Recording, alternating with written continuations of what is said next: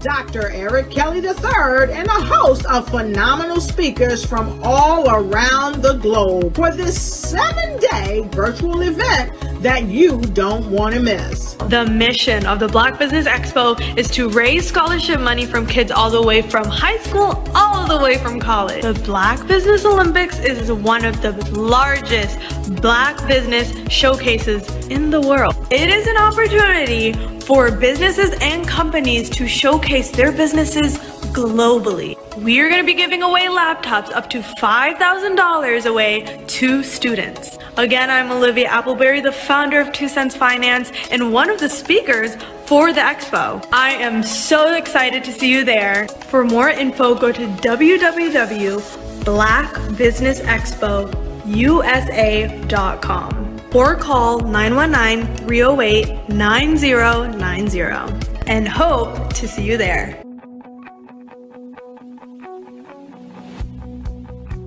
I am Black Business. From the moment I wake until the time I sleep. Yes, I am Black Business. I am Black Business. Tell me, are you Black Business? I am Black Business. Do you support Black businesses? Listen, I support Black business because I am Black Business.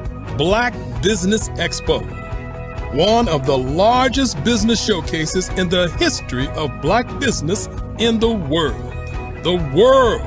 Sign up today at www.blackbusinessexpousa.com or call 919-308-9090. I am Black Business. I am Black Business. From the moment I wake until the time I sleep, I am Black Business. I am Black Business. Are you Black Business? I am Black Business. Do you support Black businesses? I support Black business because I am Black business. Black Business Expo, one of the largest business showcases in the history of Black America in North Carolina. Sign up today at www.blackbusinessexpousa.com or call 919-380-9090. I am Black Business. I am Black Business. From the moment I wake until the time I sleep, I am Black Business. I am Black Business. Are you Black Business? I am Black Business. Do you support Black businesses? I support Black business because I am Black business. Black Business Expo, one of the largest business showcases in the history of Black America in North Carolina. Sign up today at www.blackbusinessexpousa.com or call 919-380-9090. I am Black Business. I am Black Business.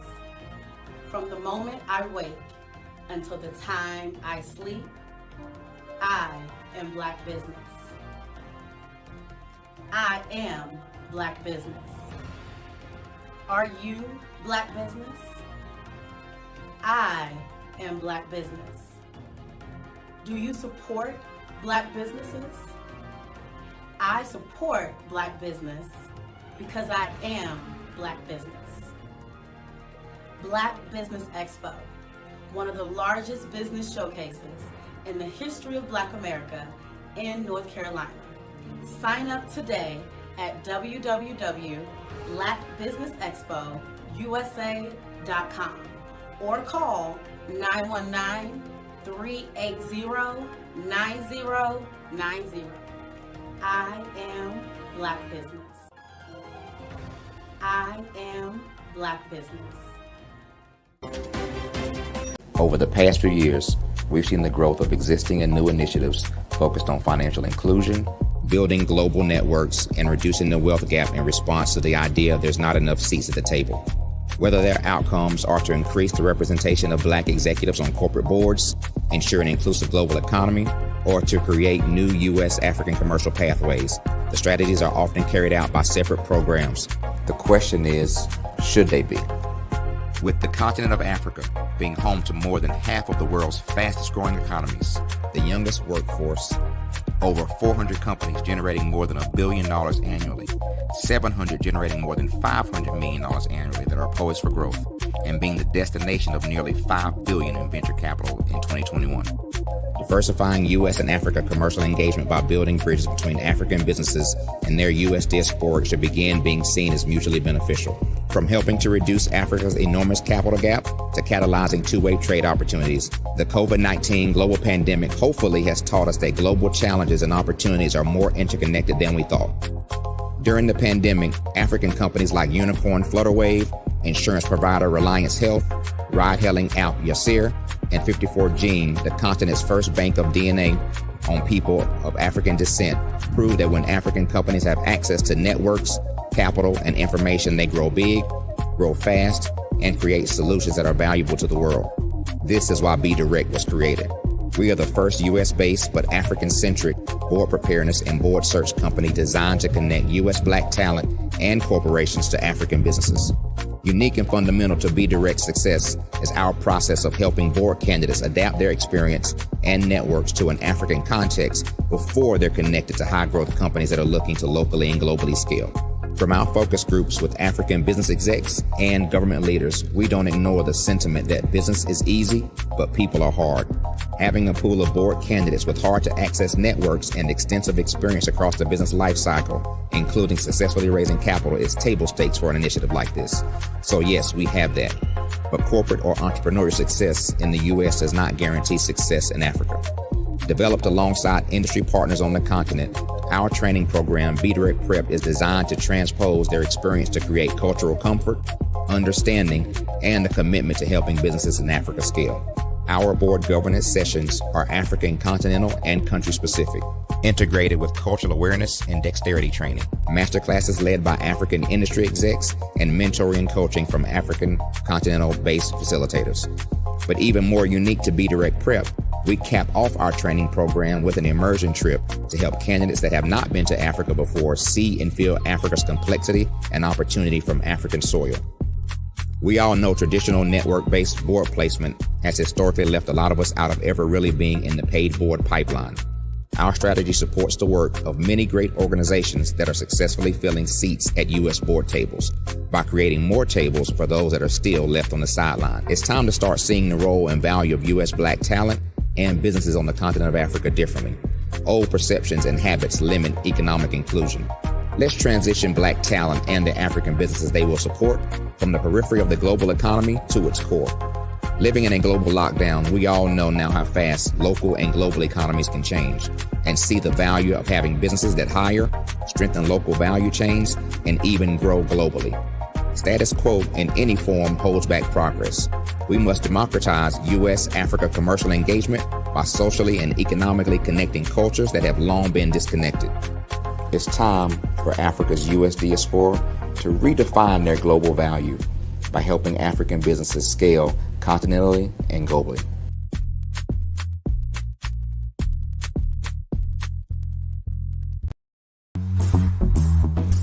Attention all entrepreneurs and companies. Are you looking for reliable and efficient virtual assistants and back office support to help you manage your business tasks? Look no further than Superwoman Business Services.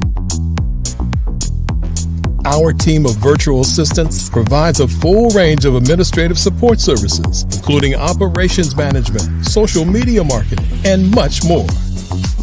We also offer website design services to help you create a professional online presence that reflects your unique brand. In addition to administrative support and website design, we offer business development and structuring services to help you grow your business and achieve your goals.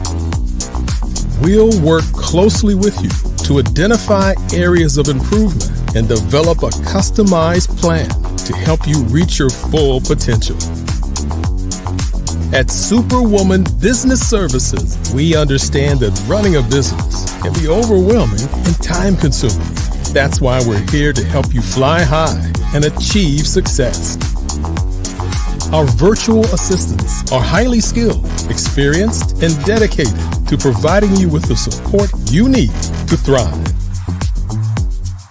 Come fly with us and take your business to new heights. Let us help you become the superhero entrepreneur you are meant to be.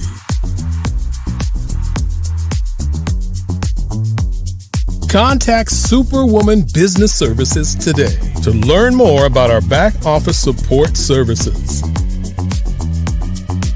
Come fly with us and take your business to new heights.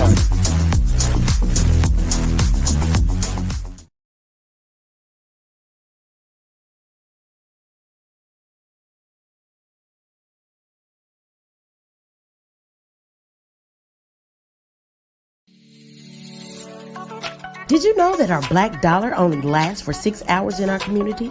Yet other communities, their dollars last for 19 to 30 days.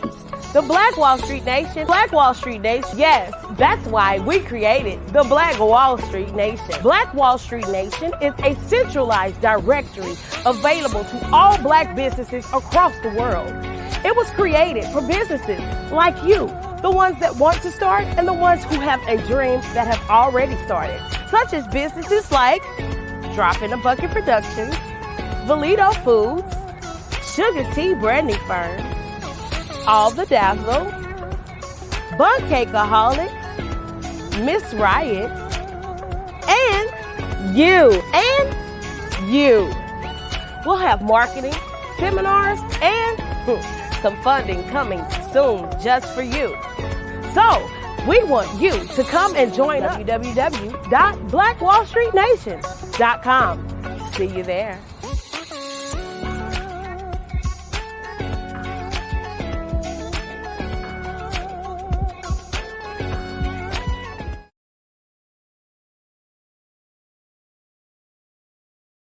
I'd like you to imagine with me, if you will, opening an app where you can collaborate with like-minded individuals from around the world, get inspiration and in-app tools to launch and grow your business, as well as share your knowledge and earn compensation, all in one app.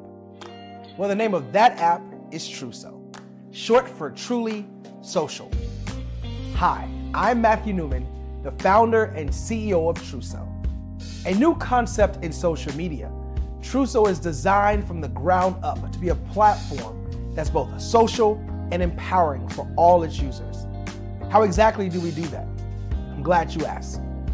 First, Truso brings the world together via video. Psychologists assert that video provides a significantly more effective connection than audio only. When you enter a community on Truso, you're face to face. Second, on Truso, you don't have to have 1 million followers to monetize. Our business model allows all hosts and moderators to monetize, no matter the size of your following, by 1, producing fee-based content, and 2, inviting others to join the platform as subscribers.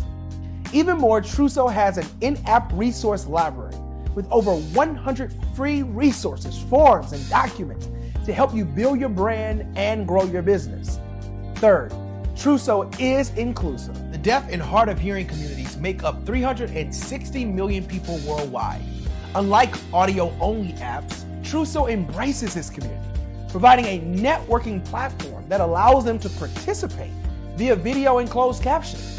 We even have a deaf and hard of hearing foundation in the works as well. Fourth, Trousseau is both social and safe. We refer to Trousseau as a virtual extension of the beauty shop, barbershop, and brainchild of the community. A place where there's laughter, along with wisdom, growth-oriented conversation, and genuine connections in a safe space.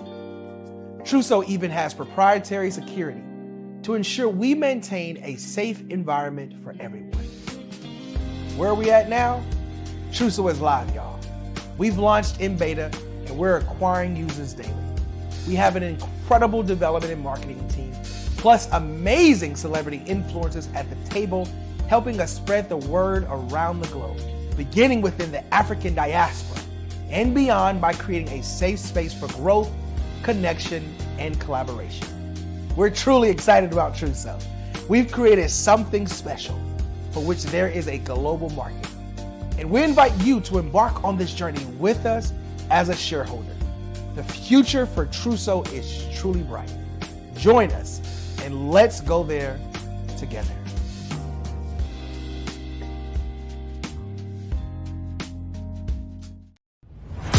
Social media is evolving. It's more vibrant, more colorful, more energetic, and so are you. It's not just photos anymore.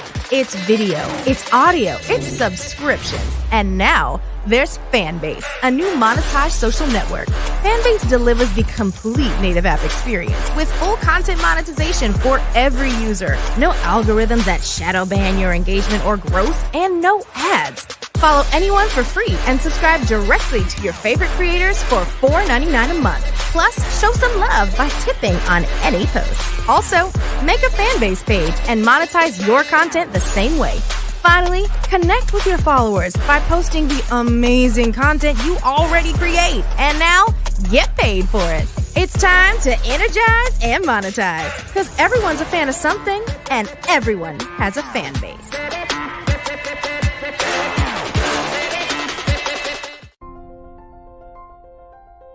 What if you could build your own city? A place where every child can find nurturing people to help them achieve their full potential.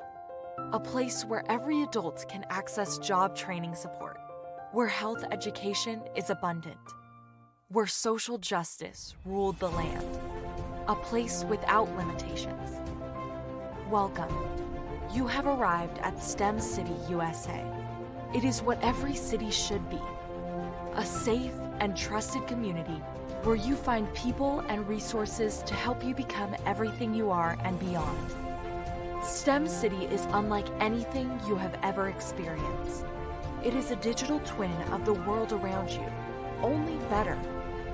STEM City is about energy and soul renewal. It is more than a digital world. You can almost feel the power of live cultural events, music, and theater. STEM City promises a better future for children with caring mentors and hands-on activities with dedicated tutors to support our youth. STEM City is your passport to a healthy lifestyle with weekly events addressing our community's many issues. STEM City is your financial well-being with helpful information on wealth management, career advancement, job training, and so much more. STEM City is the community you deserve. It is the city where your dreams can come true. STEM City USA, a place in the sky that is accessible to all who reach for the stars.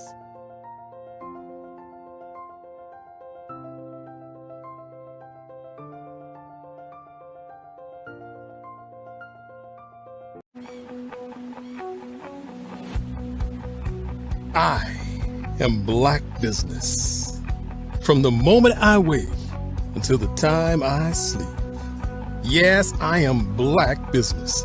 I am Black Business. Tell me, are you Black Business? I am Black Business. Do you support Black businesses? Listen, I support Black business because I am Black Business. Black Business Expo, one of the largest business showcases in the history of Black business in the world. The world. Sign up today at www.blackbusiness.com. blackbusinessexpousa.com or call 919-308-9090. I am Black Business.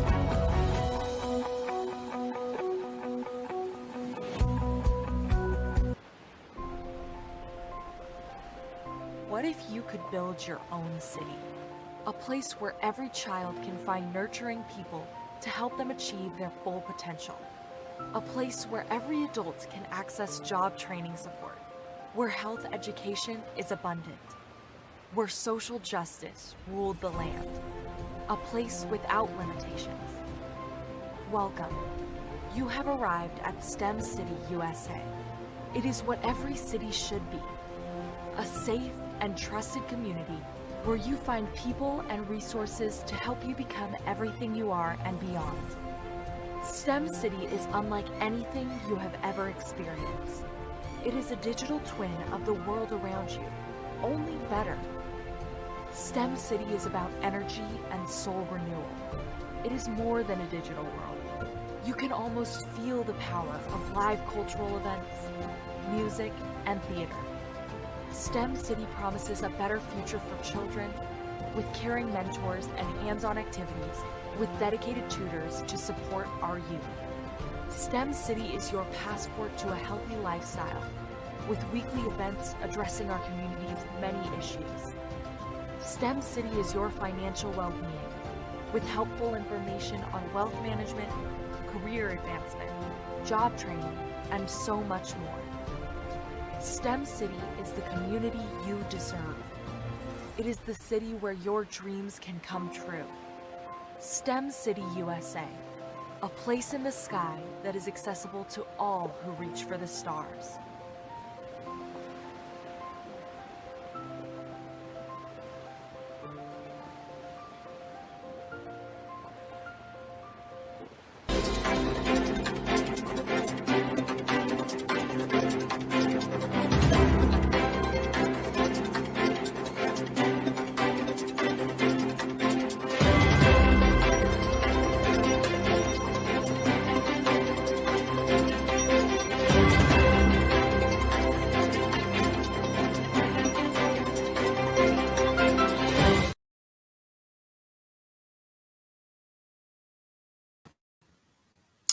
Good afternoon, business owners, entrepreneurs, thought leaders, and corporations. Welcome to the Black Business Network.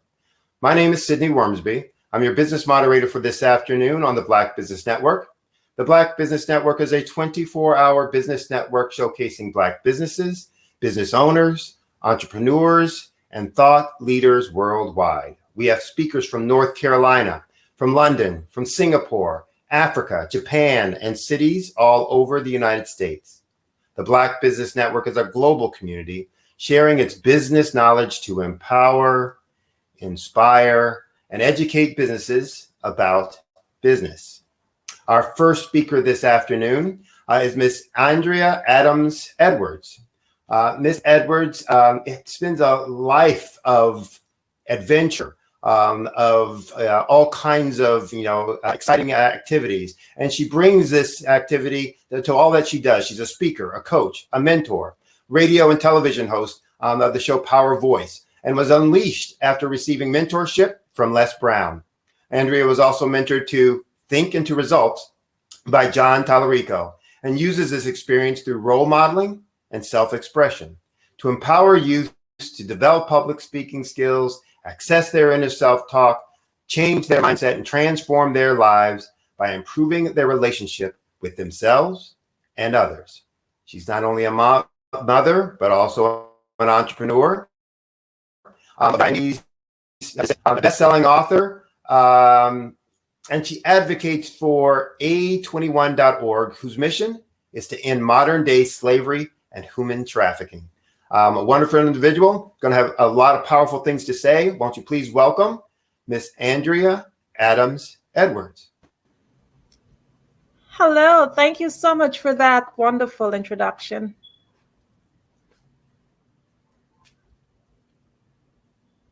Hi, Miss Edwards, how are you? I'm doing fantastic. How are you today?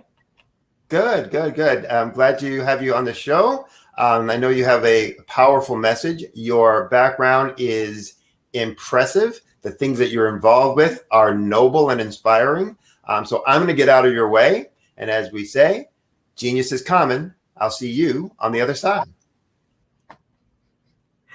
Good afternoon, audience. It is indeed an honor. I'm humbled to be able to share with you some of my expertise on this amazing network. Thank you again, Dr. Kelly, for having me the opportunity to present. I'm just here to share with you this evening on how to craft and promote and profit your path to online course success. So, are you eager to launch your course, but are you uncertain about the necessary steps to take? I'm going to help you with some tips this evening on how you can do so. As a business owner, sometimes as a coach, a teacher, educator, you just want to be able to get your content out there. But in many cases, it's so difficult because sometimes we're not tech savvy. Sometimes we just don't know how to get there. And you know what it said, if you're uncertain, the best thing to do is to ask. It really lends help in that learning curve.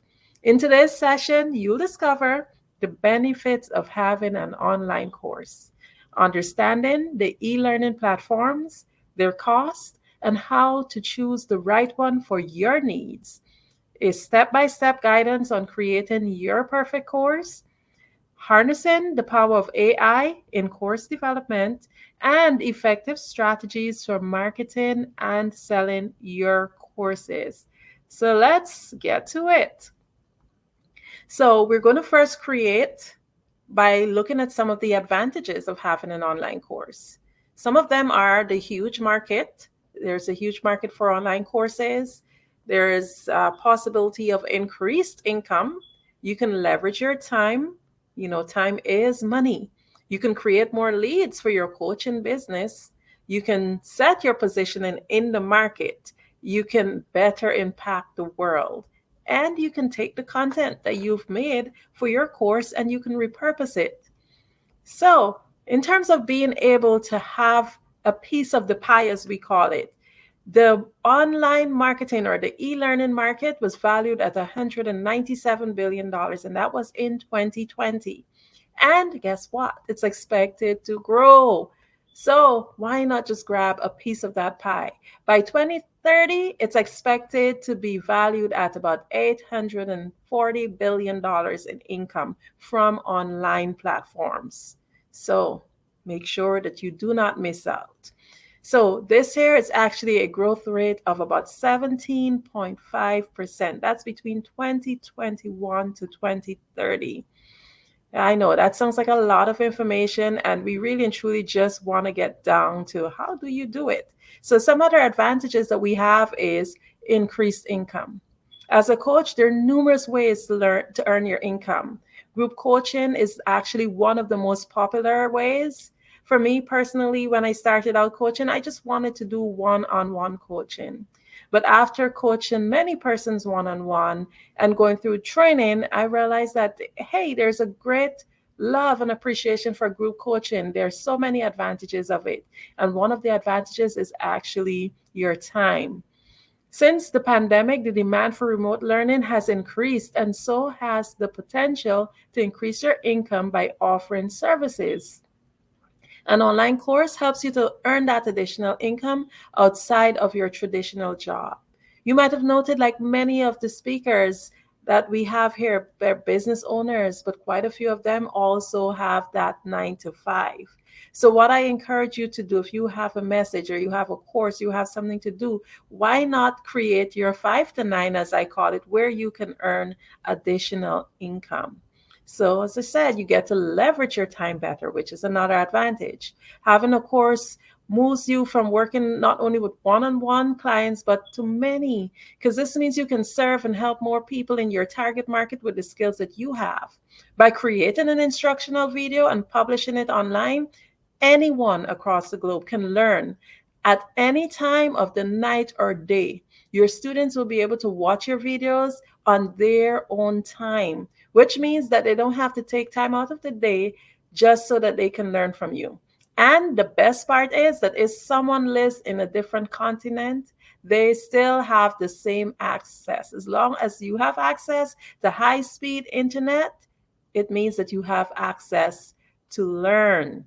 Isn't that amazing? Another advantage of creating a course is that you can create leads. The whole idea of having a business is to grow it, and you need to grow it by creating your leads. So if you're putting together an e-course, you can help your students online and get them to take a higher price course. So for example, you already have a course and your students would have already gained trust in you. You would have already built that rapport. You can introduce your course, your new course, from an existing course. So that's quite an advantage. Next, you can have a great positioning in the market. Having another layer to your offers or your products is always and has always been one of the greatest things a business can do. Many times we engage in leads in terms of having layers, because sometimes we buy something and before we know it, we're buying something else to complement that. This is the same way your course works. You can put different layers to it, or we call different tiers. So for example, you can have a beginner friendly course, and then you can have a more advanced course. So there's ways that you can actually add value to your courses and actually increase your income. And for me personally, one of the advantages that I find highly impacts me is the impact that my skills and my knowledge will have on the world. What a great thing. If you have a coaching business and you're working on one-on-one, one of the things that you will find is that most of the clients have the similar or the same conversations. And I can give you a personal example of that, because when I started coaching, I wanted to do empowerment coaching. And after I was going through my hours to gain my certification, I realized that there are two things that each person had in common, and it was communication issues and relationships, and they could not exist without the other. And for me, it just went back with everything else that I believed in. I'm still able to empower people, but I have a better understanding now of communication and relationships, and I can help people who really want to know more about that or to solve a problem relating to them. A lot of your client sticking points are common, and guess what? If you write a course, many people will want to benefit from it. There are also ways that you can go online. There's certain websites where you can learn what people are looking for. But we'll talk about that as we move forward. Now, the other thing you can do, another advantage, is to repurpose that content. Yes, you spent your time, you made your videos, you write out your coursework, you did all of that. Maybe you even have videos of in-class teaching, whatever it is, but you can repurpose all of that content. The content you create for your e-learning platform can be repurposed for many other platforms. It could be used as blog posts, for social media mentions, emails, mini courses, lead magnets. Content is often key to conversations and growing your business. So you have a course ID and you understand the numerous advantages of creating and selling this course. But how do you transfer it from the thought to online? Because it's one thing to be maybe in your computer or in your brain, but how do you get it online where you can actually have someone click and convert it to money? What exactly is an e-learning platform, or what we commonly call online course platform? An e-learning platform is also referred as an online learning platform. We use the terms interchangeably, and it's a digital setting for students to learn in, basically. This means that the knowledge gained through the access and the absorption of educational content can take place live at set times or through pre-recorded lessons completed on your own time. When creating a course, you will want to determine which platform is best for you.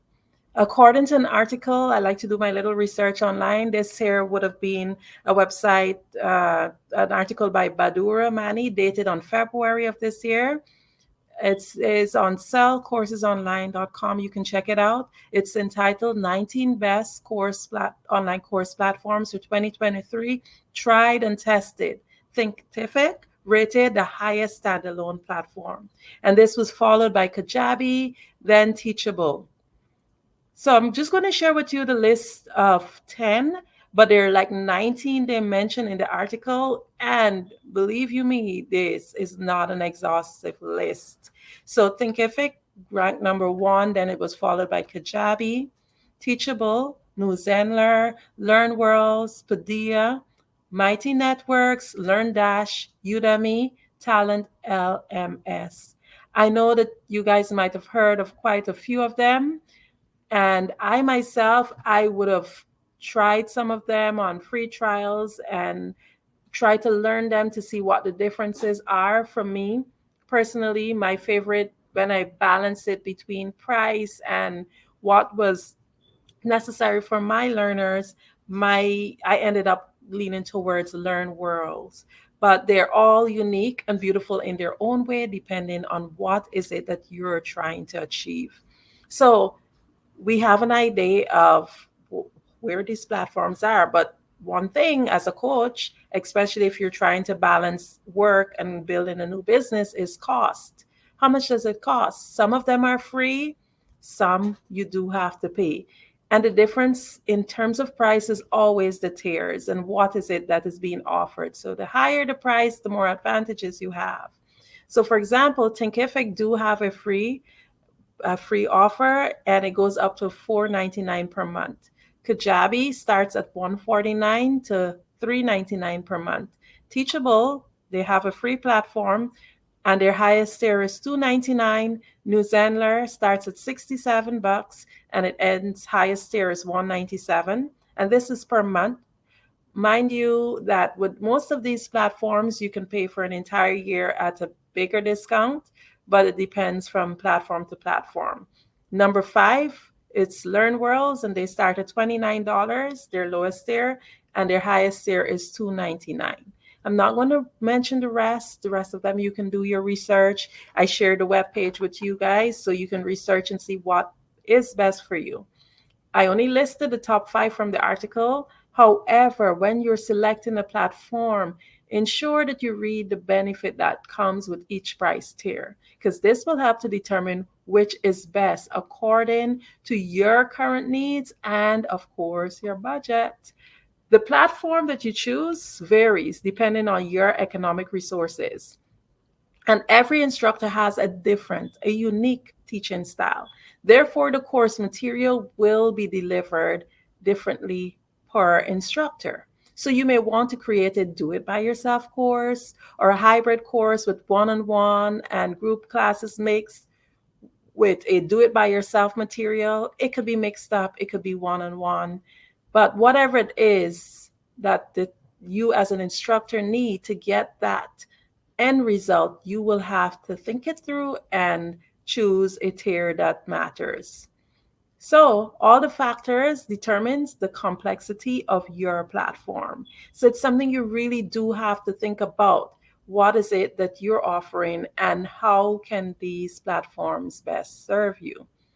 So the platforms all have their tiers. Of course, as I mentioned before, some free, the free ones have very limited capabilities. Because, for example, if you may want to teach an in-person class as part of your course curriculum, but if you have a free platform with a free account, with the platform, this feature might not be available. So I'll give you an example. With LearnWorlds, you can actually create your live sessions, and it links directly to your Zoom account. But if you have a free account or maybe the lowest tier, you might not be able to create live sessions in a specific e-learning platform. So you have to decide what's happening. In a case like that, it means that you would have to come out individually and send emails out to your students. Whereas if you have the live sessions, your students can sign into the platform and they can have direct access to the live sessions without you having to send out an email with links and all sorts of other things that take away from your time. So basically, in order to determine which platform is best for you, you have to consider the IT expertise. That's one. And secondly, your budget. In terms of your IT expertise, you have to determine how familiar you are with IT and how user-friendly is the platform. Because you may be a little bit IT familiar, but still that platform may be a more complex platform. So those are all things you have to consider. The second thing, of course, is your budget or your financial resources. How much are you willing to pay, depending on what your needs are? Do you need to pay for additional help to upload and maintain the course?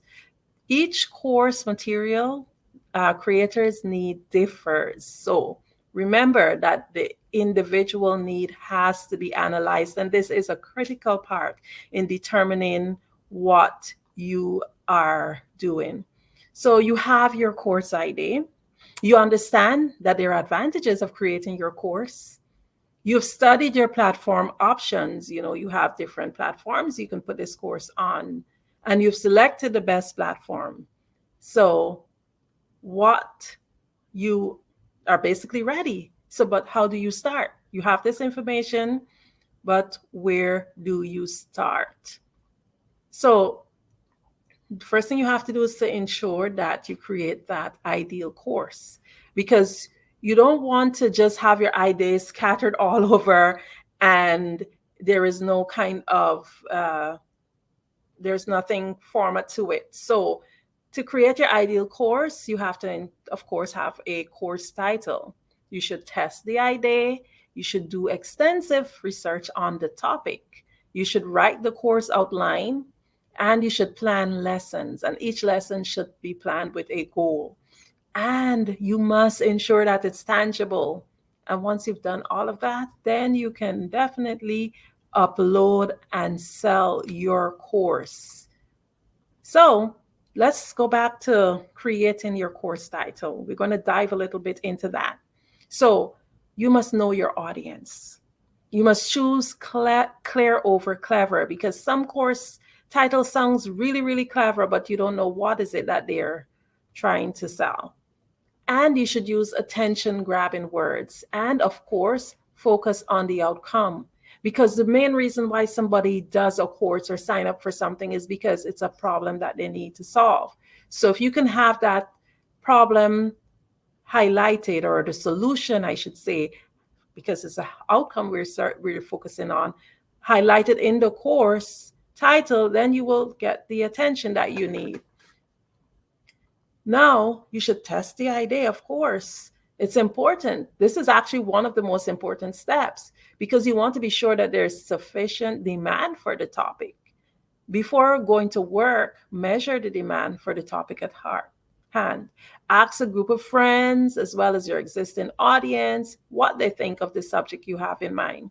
You can test it out by sharing polls online or forums to your audience. You can make a short tutorial first, monitor its performance, see how many people are looking at it. Then you can follow up on the tutorial on social media or via email, asking your audience if this type of material is something they're interested in.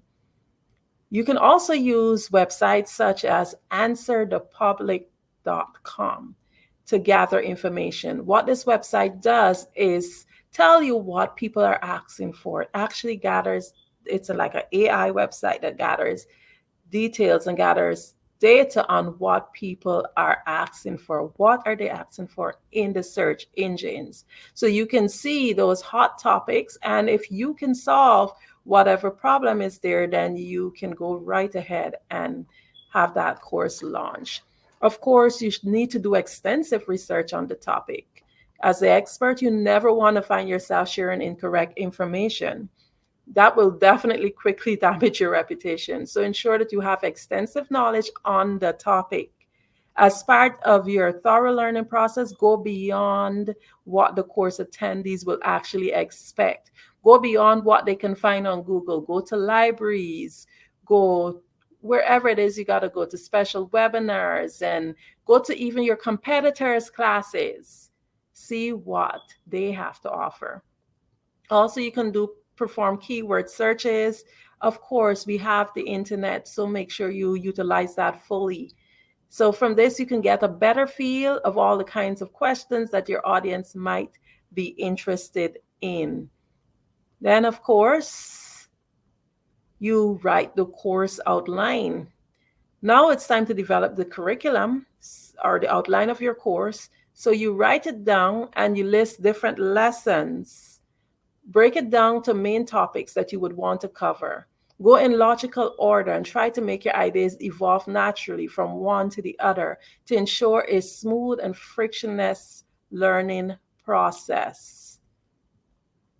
Now we have the lessons. Each lesson, you will have a lesson for each week or each session. So you have to plan each lesson with a goal. Decide what is the outcome of each lesson. What is the takeaway point?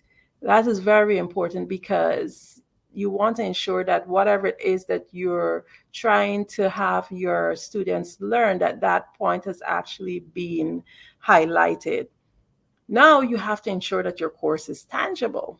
No one will want to buy a course unless they're going to receive a measurable benefit from it. Was it solving a problem? Or is a skill being obtained? How will this course actually help the buyer? Because I'm not going to buy something at the end of the day that's not going to help me. I'm not going to spend my money buying stuff that's not going to help me. Now, you can also use AI. You can use AI to create your program. You can even write your courses. You can use a video using AI. They're bot-generated videos that you can use. Their web pages. They're different things that you can use in the AI area in order to be able to generate your course. The bot-generated copy gets a lot of things right. It's concise, professional, and conversational, and many times even engaging. And if you're able to introduce the topic with just a simple prompt, you can rely on the AI tools to help you to create your course.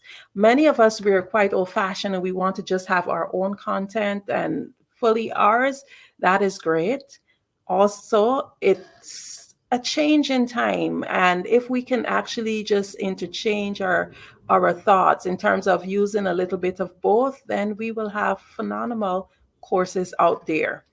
When it comes to creating useful, engaging, and effective training content, AI tools can give you a significant advantage over starting from scratch. But it doesn't mean that they can or should take on the whole task, because you want to add your own taste to it. You want to make sure that your course is actually very much so quite unique. So you have all that information. Here's the best part. We want the money also. It is about creating meaningful stuff for the world, but we also need money. So here's where you upload and sell your course. So it's important to note that you do not have to complete the entire course before you begin selling.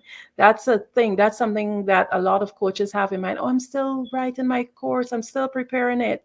That you don't need to finish your course in order to begin selling it. You can release your content by drip learning, and you may tweak your content from week to week based on the needs of your student or your customers. So that way you can launch your course and in a few days you can have it selling. So how do you market and sell the courses? You can join Facebook groups with similar topics. You can accept speaking opportunities. You can use ClickFunnels. You can build your email subscription list. You can create your own private Facebook groups, create webinars, and you can reach out and network daily. One of the main things that really helps is that people buy from people. And I was listening to a webinar earlier where they say that people actually buy from a soul when they feel you rather than what the product is being sold. So your soul is equal to your brand. And one of the things that we fail to realize is when we actually reach out, we are creating meaningful connections And people are they release and they spend easier when they feel as if they know who they're buying from. So you can create your Facebook group. That's really one of a very lucrative way of doing it, because if you already have a group and you already know the interest that they have, Facebook group actually creates like exclusivity, and it helps you to know what your people want. People go looking for groups for things that are in their interests. So, for example, if you create a group on self-love and you have people keep coming into the group and it's growing, you know that these people already they're looking for your content. And it also helps you to create meaningful relationships with your customers, because your customers would have already started to know you better. And once you've created that group, then you can easily put out posts saying, hey, I have this course, would you be willing to join? And then it's easier for you to sell it that way. So this here, what I've shared is not an exhaustive list of the ways to create or how to market or how to sell your courses. There's so many other ways out there that you can do it. But this here gives you a guidance, it gives you a start. The entire idea is just to be creative. Most of all, be consistent, because consistency is what gets you there. And think outside of the box and be authentically you. Now, if you would like to be coached and also learn more about this topic, you can visit adornamelearninginstitute.com. I am Andrea Adams. I am a mindset, communication, and relationship coach. I can be reached at Linktree Adorname, Linktree/Adorname. I want to say thank you again to Dr. Kelly and the team at the Black Business Network for giving me this opportunity to be able to share a little bit of my knowledge with you. And hopefully I can expand on this if I'm invited to be here again next month. Thank you so much. Well, you will definitely be invited to be back again with all that info and insights, etc. So really appreciate it. Just for folks to connect with you, if you could spell out your contact info. I didn't hear you do that earlier, but just to make sure somebody doesn't go to the wrong space or can't find you, etc. Could you say the best ways to contact you and spell that out for them?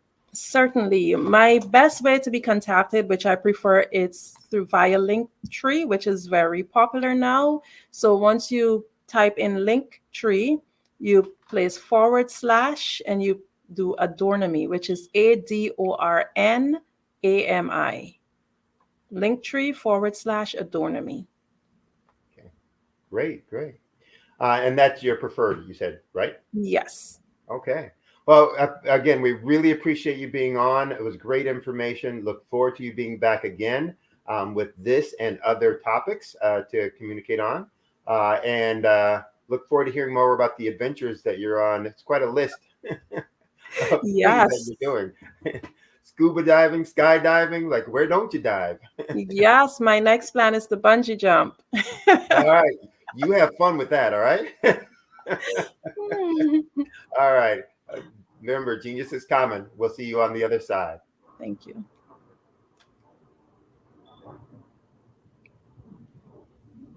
All right, folks. The Black Business Expo's mission is to raise funds for senior college for 12 entrepreneurs. This expo is a fundraiser for students. So you can go to www.blackbusinessexpousa.com. Again, it's www.blackbusinessexpousa.com to donate to the scholarship fund. Or you can use the Cash App that should be rolling on your screen below with the account $BBX USA. Again, that account is $BBX USA. Our goal is to give laptops and up to $5,000 to 10 students. So students, you can register online at that same website, www.blackbusinessexpousa.com. Remember, every dollar counts. So we want to remind you, please donate to the scholarship fund. We also want to thank our Black Business Expo USA sponsors for the month of October 2023. Those sponsors include NC100, Moody Capital Partners, Suede Soul, Lotus Richer Coaching and Training, Carolina, Virginia Minority Supplier Development Council, Step Management, Barbara H. Smith, LLC, Margie McLean Foundation, Inc., Genius is Common, Earth Essentials, Milani Shani Global, the Executive Women's Success Institute, the Quality Coaching Company, Superwoman Business Services, Creative Force Studios, Lee Entertainment, Artistic App Design, First Atlantic Insurance Company, 5-Star BDM, and the Black Business Expo USA. And remember, genius is common. I'll see you on the other side. Attention all entrepreneurs and companies. Are you looking for reliable and efficient virtual assistants and back office support to help you manage your business tasks? Look no further than Superwoman Business Services. Our team of virtual assistants provides a full range of administrative support services, including operations management, social media marketing, and much more. We also offer website design services to help you create a professional online presence that reflects your unique brand. In addition to administrative support and website design, we offer business development and structuring services to help you grow your business and achieve your goals. We'll work closely with you to identify areas of improvement and develop a customized plan to help you reach your full potential. At Superwoman Business Services, we understand that running a business can be overwhelming and time-consuming. That's why we're here to help you fly high and achieve success. Our virtual assistants are highly skilled, experienced, and dedicated to providing you with the support you need to thrive. Come fly with us and take your business to new heights. Let us help you become the superhero entrepreneur you are meant to be.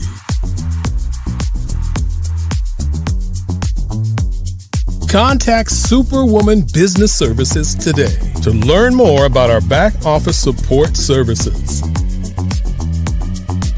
Come fly with us and take your business to new heights.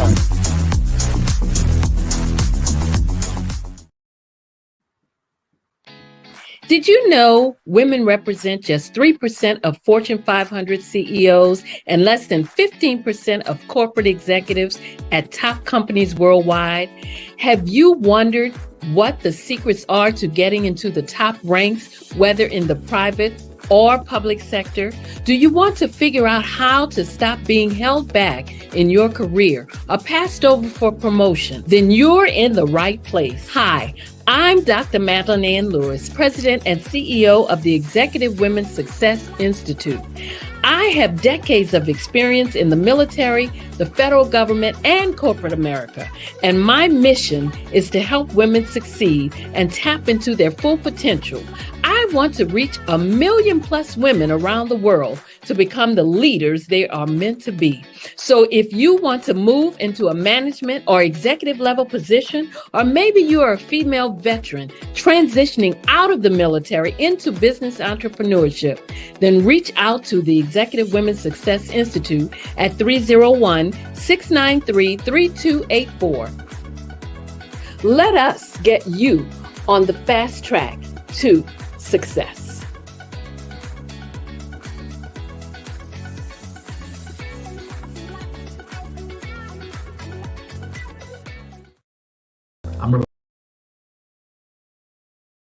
I'm Ramon Gray, founder of Smart Hustle Magazine and smallbiztechnology.com.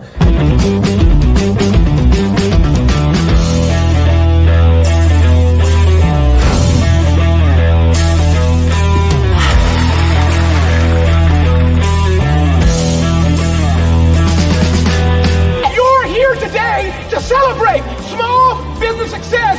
Stand up on your feet. You rock the house. For me, success comes from failure. One thing not to do is shake somebody's hand like this.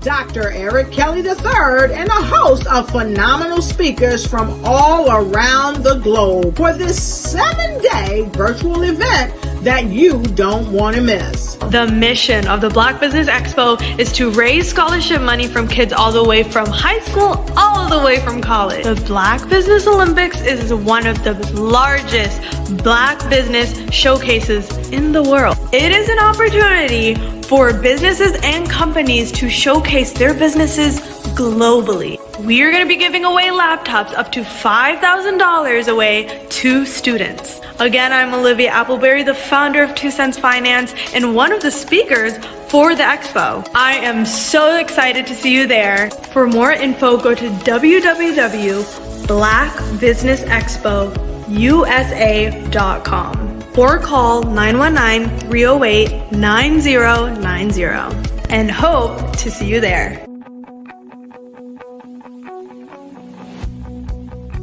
I am Black Business. From the moment I wake until the time I sleep. Yes, I am Black Business. I am Black Business. Tell me, are you Black Business? I am Black Business. Do you support Black businesses? Listen, I support Black business because I am Black Business. Black Business Expo, one of the largest business showcases in the history of Black business in the world. The world! Sign up today at www.blackbusinessexpousa.com or call 919-308-9090. I am Black Business. I am Black Business. From the moment I wake until the time I sleep, I am Black Business. I am Black Business. Are you Black Business? I am Black Business. Do you support Black businesses? I support Black business because I am Black business. Black Business Expo, one of the largest business showcases in the history of Black America in North Carolina. Sign up today at www.blackbusinessexpousa.com or call 919-380-9090. I am Black Business. I am Black Business. From the moment I wake until the time I sleep, I am Black Business. I am Black Business. Are you Black Business? I am Black Business. Do you support Black businesses? I support Black business because I am Black business. Black Business Expo, one of the largest business showcases in the history of Black America in North Carolina. Sign up today at www.blackbusinessexpousa.com or call 919-380-9090. I am Black business. I am Black business. From the moment I wake until the time I sleep, I am Black business. I am Black business. Are you Black business? I am Black business. Do you support Black businesses? I support Black business because I am Black business. Black Business Expo, one of the largest business showcases in the history of Black America in North Carolina. Sign up today at www.blackbusinessexpousa.com or call 919-380-9090. I am Black business. I am Black business.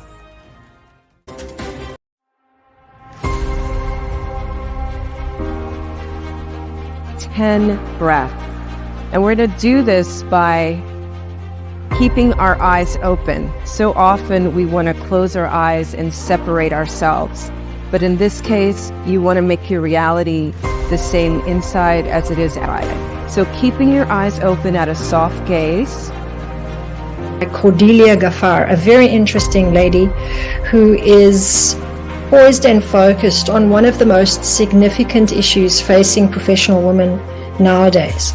Cordelia is a ultimate joy goddess who really focuses on the important connection between pleasure and productivity. How do we actually connect our physical bodies, our embodied wisdom as women, into the work that we do in a daily goal-focused project or in our profession? Cordelia is going to help enlighten us on that. Welcome, Cordelia. Thank you so much for joining Women of Truth. We're nominated for the Health Thought Leadership Award, which was this award which you'll be getting in Dubai in 2024. But today we wanted to get to know you. So I started doing workshops in my local mosque. Yes, I'm Muslim. And so one day at one of those workshops, that was.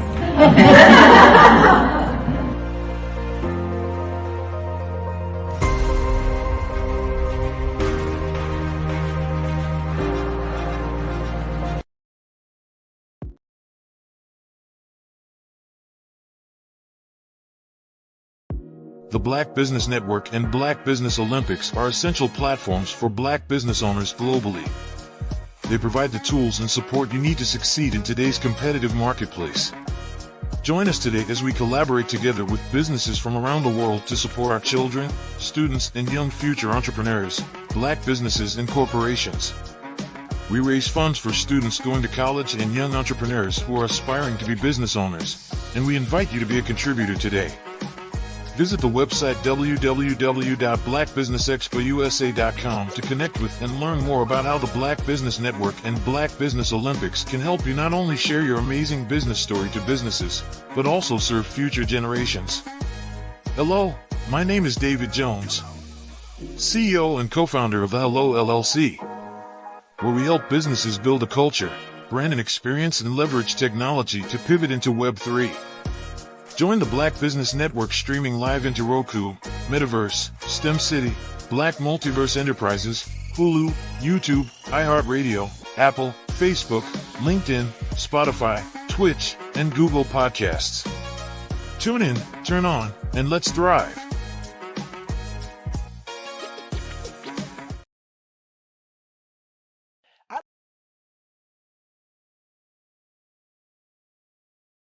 I'd like you to imagine with me, if you will, opening an app where you can collaborate with like-minded individuals from around the world, get inspiration, and in-app tools to launch and grow your business, as well as share your knowledge and earn compensation, all in one app. Well, the name of that app is Truso, short for Truly Social. Hi, I'm Matthew Newman, the founder and CEO of Truso. A new concept in social media, Truso is designed from the ground up to be a platform that's both social and empowering for all its users. How exactly do we do that? I'm glad you asked. First, Truso brings the world together via video. Psychologists assert that video provides a significantly more effective connection than audio only. When you enter a community on Truso, you're face to face. Second, on Truso, you don't have to have 1 million followers to monetize. Our business model allows all hosts and moderators to monetize, no matter the size of your following, by 1, producing fee-based content, and 2, inviting others to join the platform as subscribers. Even more, Truso has an in-app resource library with over 100 free resources, forms, and documents to help you build your brand and grow your business. Third, Truso is inclusive. The deaf and hard of hearing communities make up 360 million people worldwide. Unlike audio-only apps, Truso embraces this community, providing a networking platform that allows them to participate via video and closed captioning. We even have a deaf and hard of hearing foundation in the works as well. Fourth, Truso is both social and safe. We refer to Truso as a virtual extension of the beauty shop, barbershop, and brainchild of the community. A place where there's laughter, along with wisdom, growth-oriented conversation, and genuine connections in a safe space. Truso even has proprietary security to ensure we maintain a safe environment for everyone. Where are we at now? Truso is live, y'all. We've launched in beta and we're acquiring users daily. We have an incredible development and marketing team, plus amazing celebrity influencers at the table, helping us spread the word around the globe, beginning within the African diaspora and beyond by creating a safe space for growth, connection, and collaboration. We're truly excited about Truso. We've created something special for which there is a global market. And we invite you to embark on this journey with us as a shareholder. The future for Truso is truly bright. Join us and let's go there together.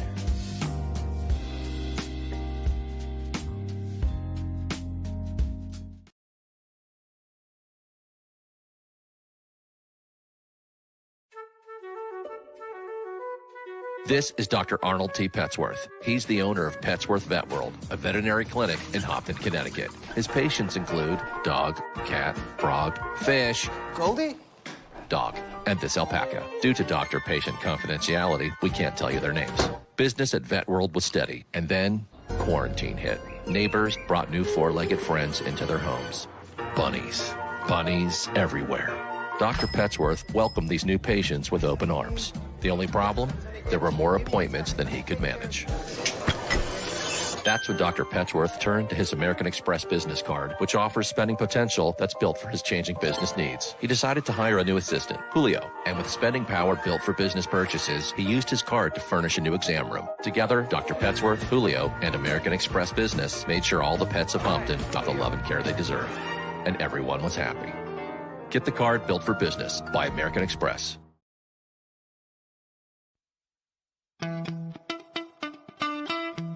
How many times have you been asked to help someone you didn't even know? A student, a business entrepreneur? Or did you ever even ask, where did they end up? That business, that friend, that entrepreneur. Well, just maybe they ended up in a gang, bankrupt, homeless, or worse, dead. Maybe they turned to crime, drugs, and alcohol. Did you ever wonder? Did you destroy their dream, or was your life always so easy? At the Black Business Olympics, we started a movement to help students complete. Give them hope and foster success. Help them to leave their dreams of providing laptops, computers, and up to $5,000 in scholarship funds. Today, we ask you to help a student a business owner, or an entrepreneur to realize their dream by sponsoring them, supporting them, and buying from them. Consider this.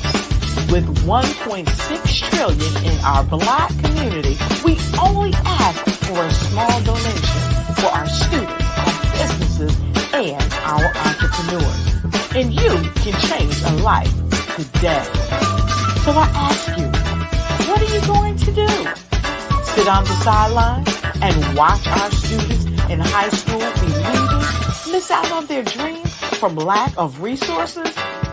Or are you going to donate to the movement and change their future and yours as well?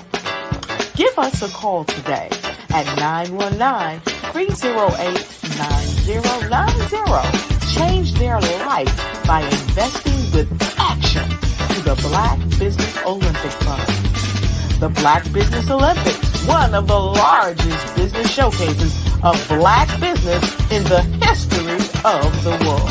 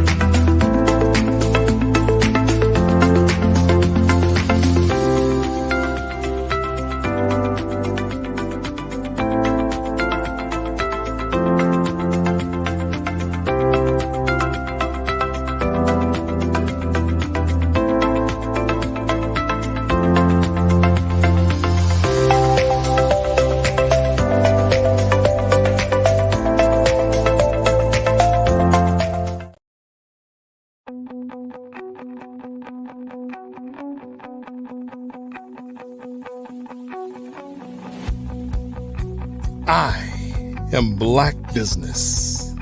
From the moment I wake until the time I sleep. Yes, I am Black Business. I am Black Business. Tell me, are you Black Business? I am Black Business. Do you support Black businesses? Listen, I support Black business because I am Black Business. Black Business Expo, one of the largest business showcases in the history of Black business in the world. The world!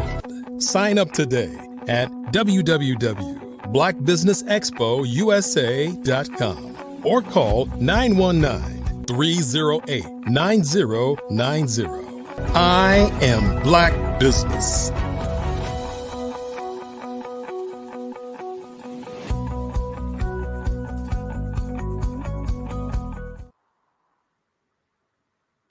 Good afternoon, business owners, entrepreneurs, thought leaders, and corporations. Welcome to the Black Business Network. My name is Sydney Wormsby, and I'm your business moderator for this afternoon on the Black Business Network.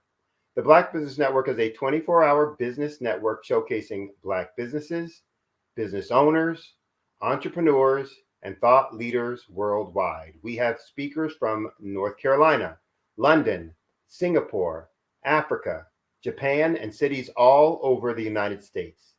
The Black Business Network is a global community sharing its business knowledge to empower, to inspire, and to educate businesses about business. Our next speaker this afternoon is Miss Cordelia Gaffar. Miss Gaffar is the ultimate joy goddess, a soul medicine woman guiding women to have multiple orgasmic sex every time. She's a holistic healing practitioner, certified in sports nutrition, and a certified Movement 109 facilitator. As a CEO of Workout Around My Day, Inc., Ms. Ghaffar is a globally sought-after speaker, workshop and movement facilitator, a 4-time best-selling author of not 1, not 4, but of 8 books, including America's Leading Ladies with Oprah Winfrey, and a host of her personal podcast, The Free to Be Show. Cordelia is inducted into the Global Library of Female Authors in 2020 and is the recipient of multiple awards, including the Top National Influencer, Sexy Brilliant Leader, and the Brains Global 500 Award of Influencers and Entrepreneurs for 2021 and 2023. She's also won Podcast of the Year in 2022 and was named Best Podcast Host from Powerhouse Global in 2019. She left her position as a CFO for a small IT firm in Washington, D.C. 19 years ago to homeschool her 6 children and to do all those other things that I talked about earlier.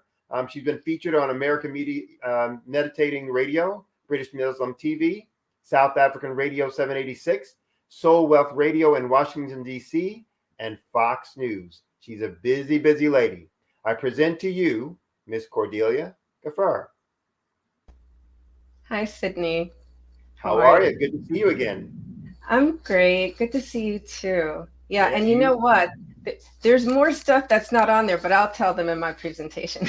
Well, I don't know how you get time to do all that stuff. That's amazing in terms of the things that you've gotten involved with.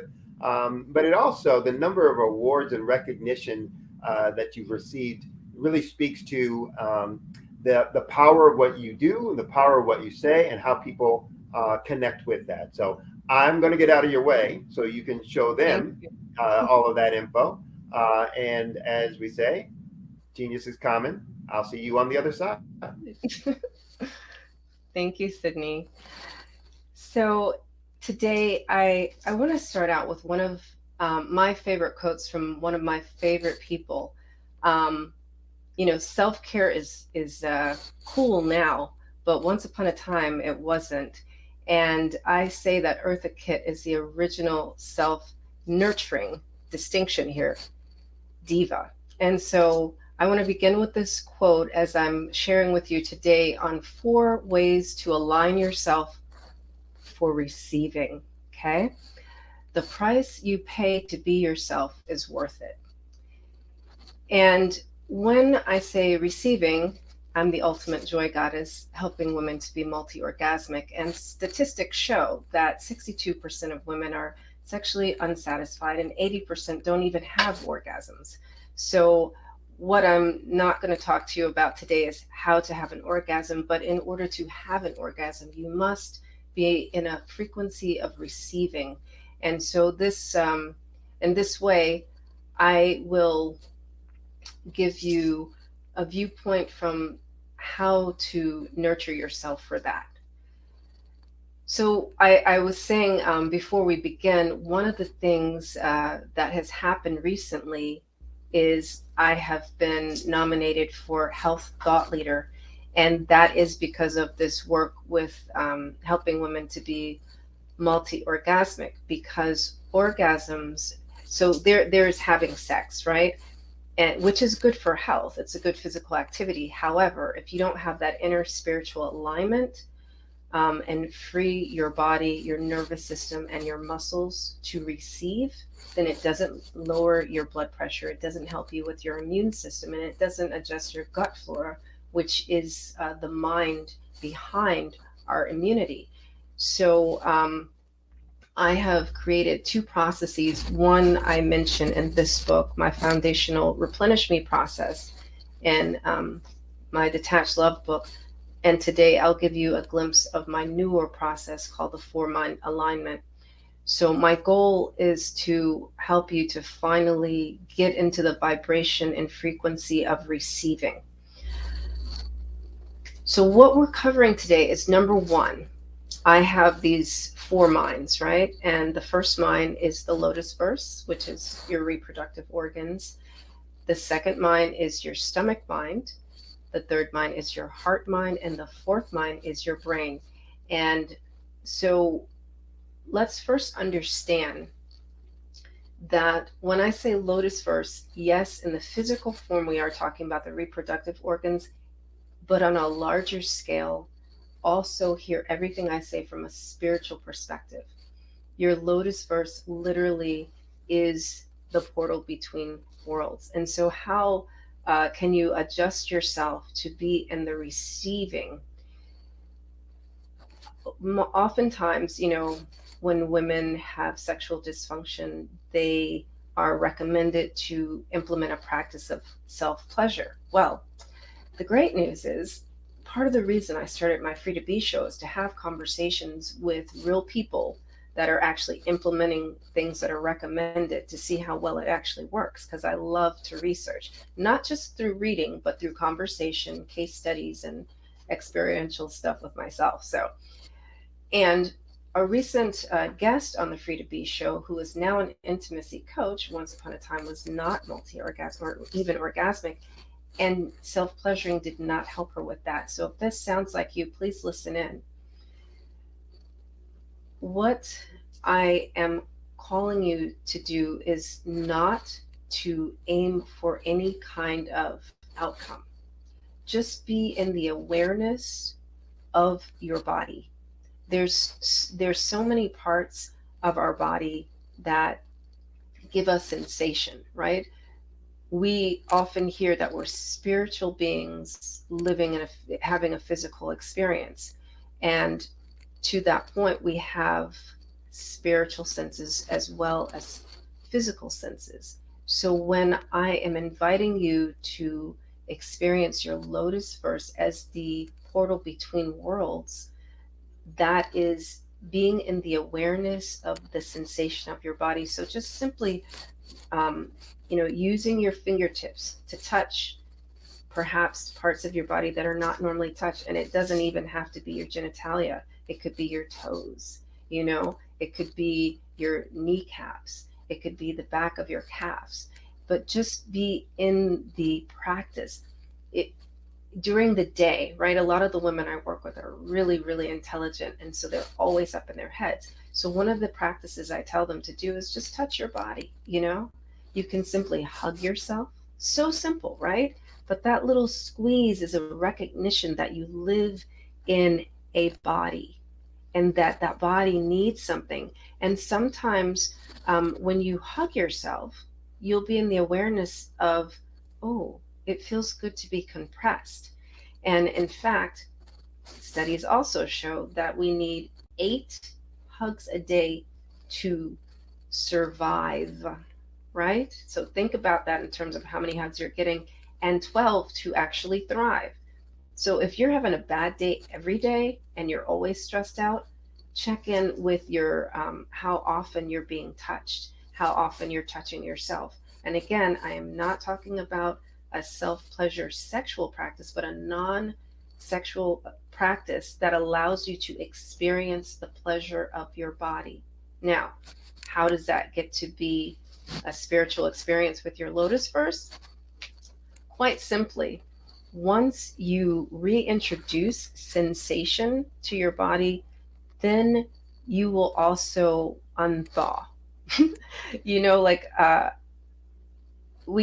I guess I call it numbing, right? So a lot of women are numb just simply because they don't feel, right? And the not feeling is because they're not receiving touch and they don't practice touch. And so when you practice touch with your lotus verse, and that would be just holding onto your hips, maybe just touching your waist, or massaging, your glutes. These are ways to reawaken sensation in your lotus verse. And the most remarkable thing that I've noticed with my clients when they do this simple practice is they get messages. Yeah. And I say that those are divine inspirations or intuition that come through when we relax our muscles and our nervous system enough to accept divine wisdom. And we always, there's so many chakra systems. They say that there are actually 108 chakra systems. And if you're not familiar with it, I do briefly discuss it in my book. But if you've ever taken a yoga class, they'll talk to you about your crown chakra, your third eye, and things like this. Well, your what did I bring up? Chakras. Oh, no, I'm falling off. Anyway, the point is, when you that's why I brought it up, right? So we often hear that divinity comes from the crown chakra. And in my 4-mind alignment, which I've created myself from my own research, remember, from case studies, reading, conversations, all the things, is that in fact, the wisdom, the divine wisdom, at least for women, comes through your lotus verse. And so when you're in the recognition of the divinity of your lotus verse, you will get messages. Try it.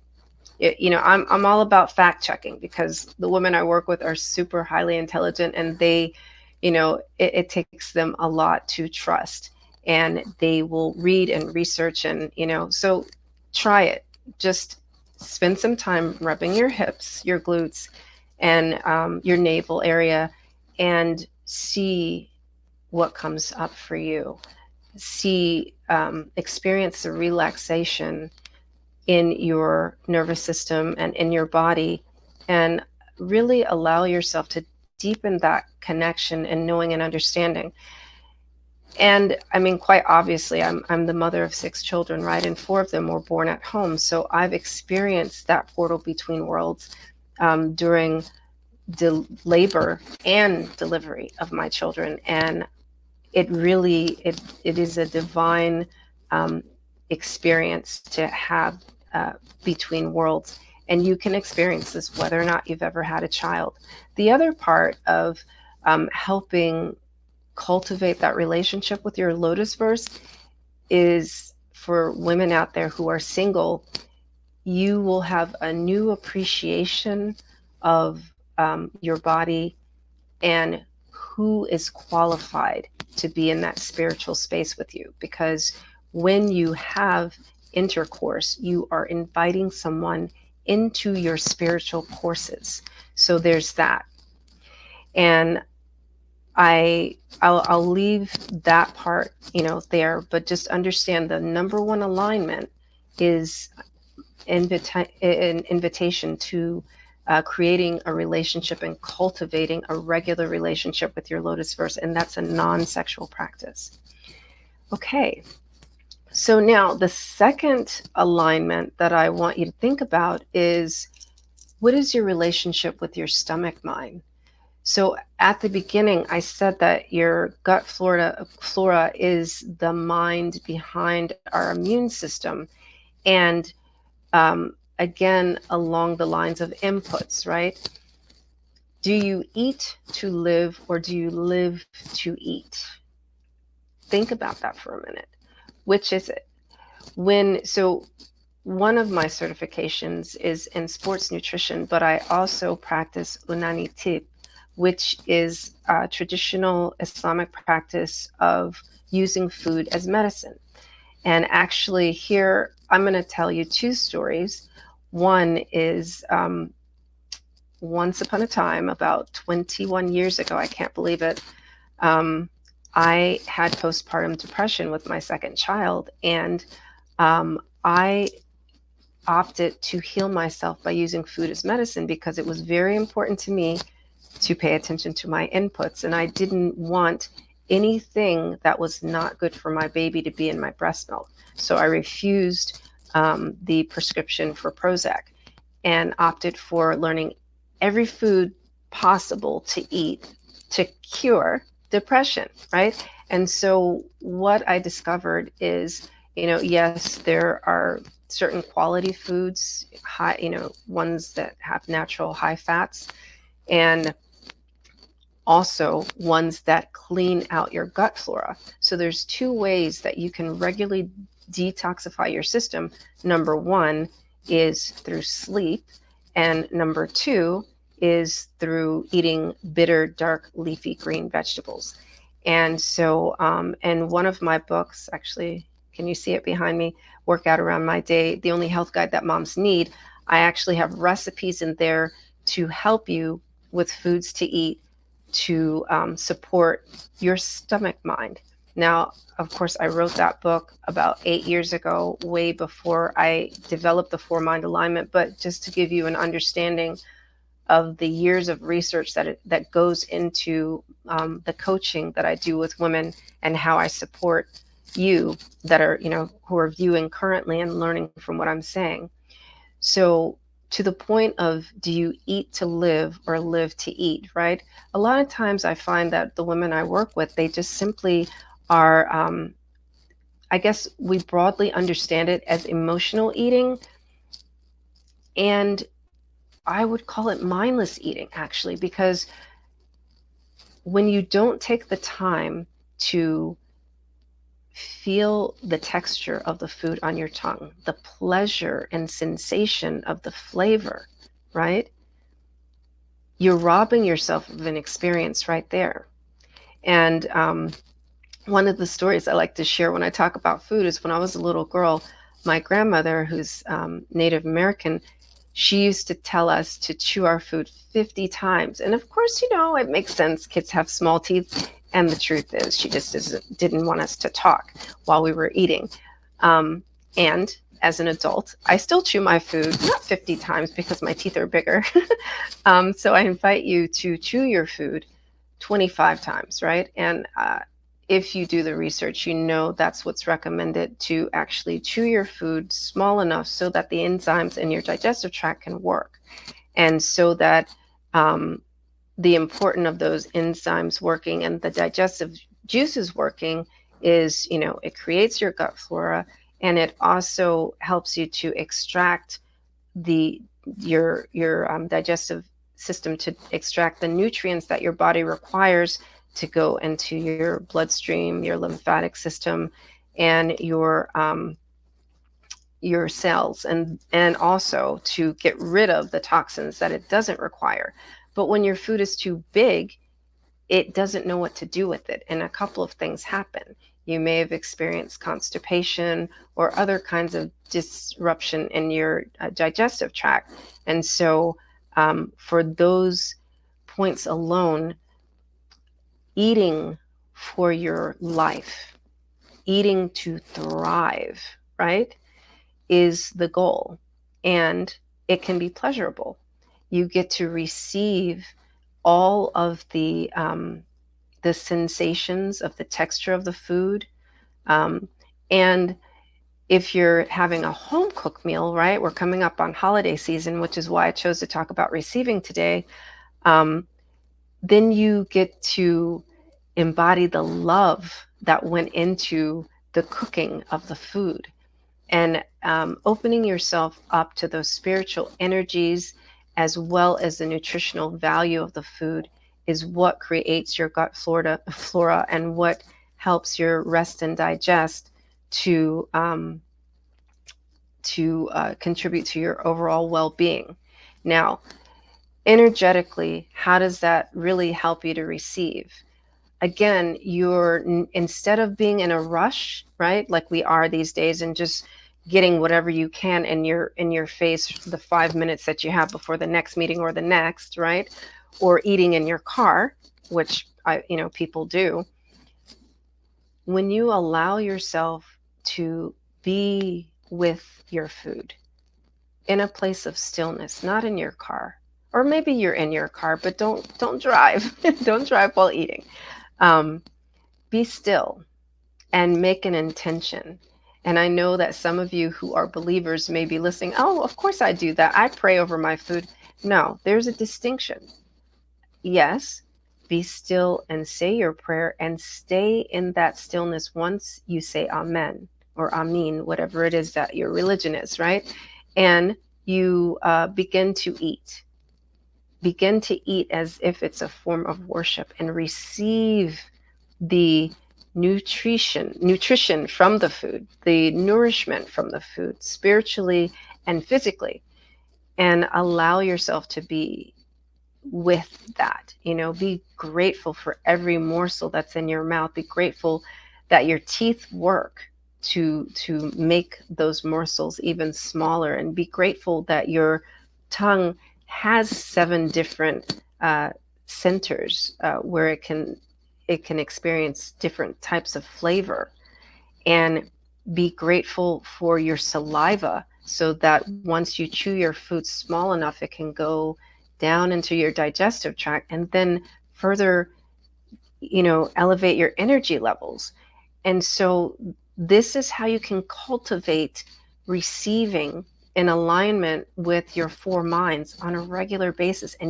And it's these really small, consistent practices that realigns your I'm going to say your whole perspective on life. What's your experience in this moment as I'm explaining it to you? Like, think about, has anyone ever told you to, you've probably been told, like I was when I was a little kid, right? To like chew your food, but have you been told to slow down, be still, accept it as a form of worship? Like you're grateful to Allah, you're grateful to God for this food, for this experience, for this time to be alone, or to be with someone that you really like to eat with, right? And experience your food. So it doesn't have to be a solo practice, right? In this case, I would even encourage with the stomach mind that you get in the habit of being in divine union with your food, with someone else. And make sure you're very selective. Just like I said with your lotus first, be very selective with who you choose to eat with, and understand whether or not that will support the energy you require for that day. And if, like some people, you're around them and they just give you indigestion. Let's be honest, right? So if you are not in the awareness of, every time I eat with, X person, I get indigestion. And every time I eat with this person, the food tastes so much better, right? Even if it's something you don't like. I love Greek salad, but let's say you don't like Greek salad, but you go and you eat with this certain, girlfriend or your spouse, and all of a sudden Greek salad is like the bee's knees, it's like the best thing ever. Pay attention to those things, because this is how you set yourself up to be aligned in your 4 minds and to be in the vibration and frequency of receiving, right? And also breathe, right? So that is your stomach mind. Oh, the second story I wanted to tell about the stomach mind is one of the clients that I work with.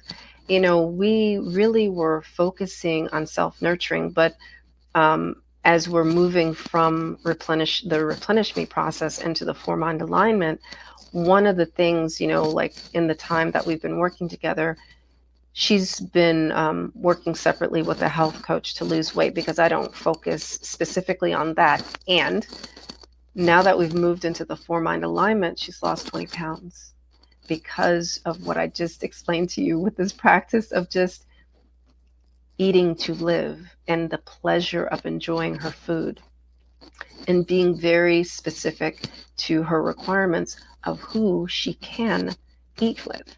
And so if that is something that you are aiming to achieve, I don't like to say lose weight, but if you're aiming to release weight, release matter from your body, then this is a practice that you really want to take on board.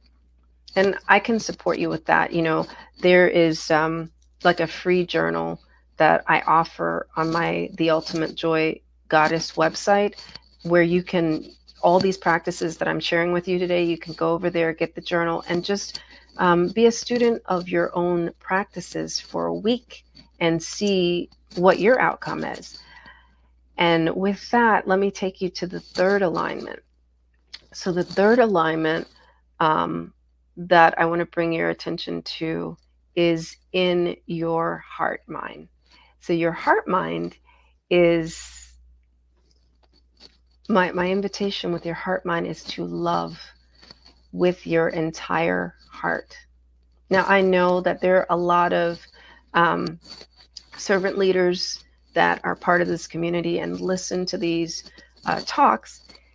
And I want to make a distinction here, right? So quite often, and just be an awareness of this, servant leaders will love with their whole heart, but it's a doing.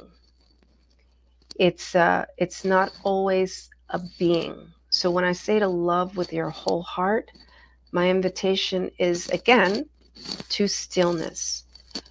And before you volunteer to run anything this holiday season, and I know it's October and it's the end of October, so you probably already signed up for the stuff, and you can always delegate it, right?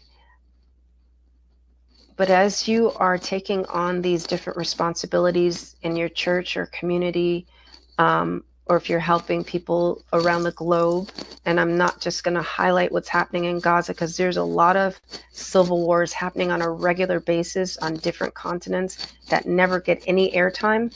So you may be involved in one of those other ones. Pause for the cause of your heart.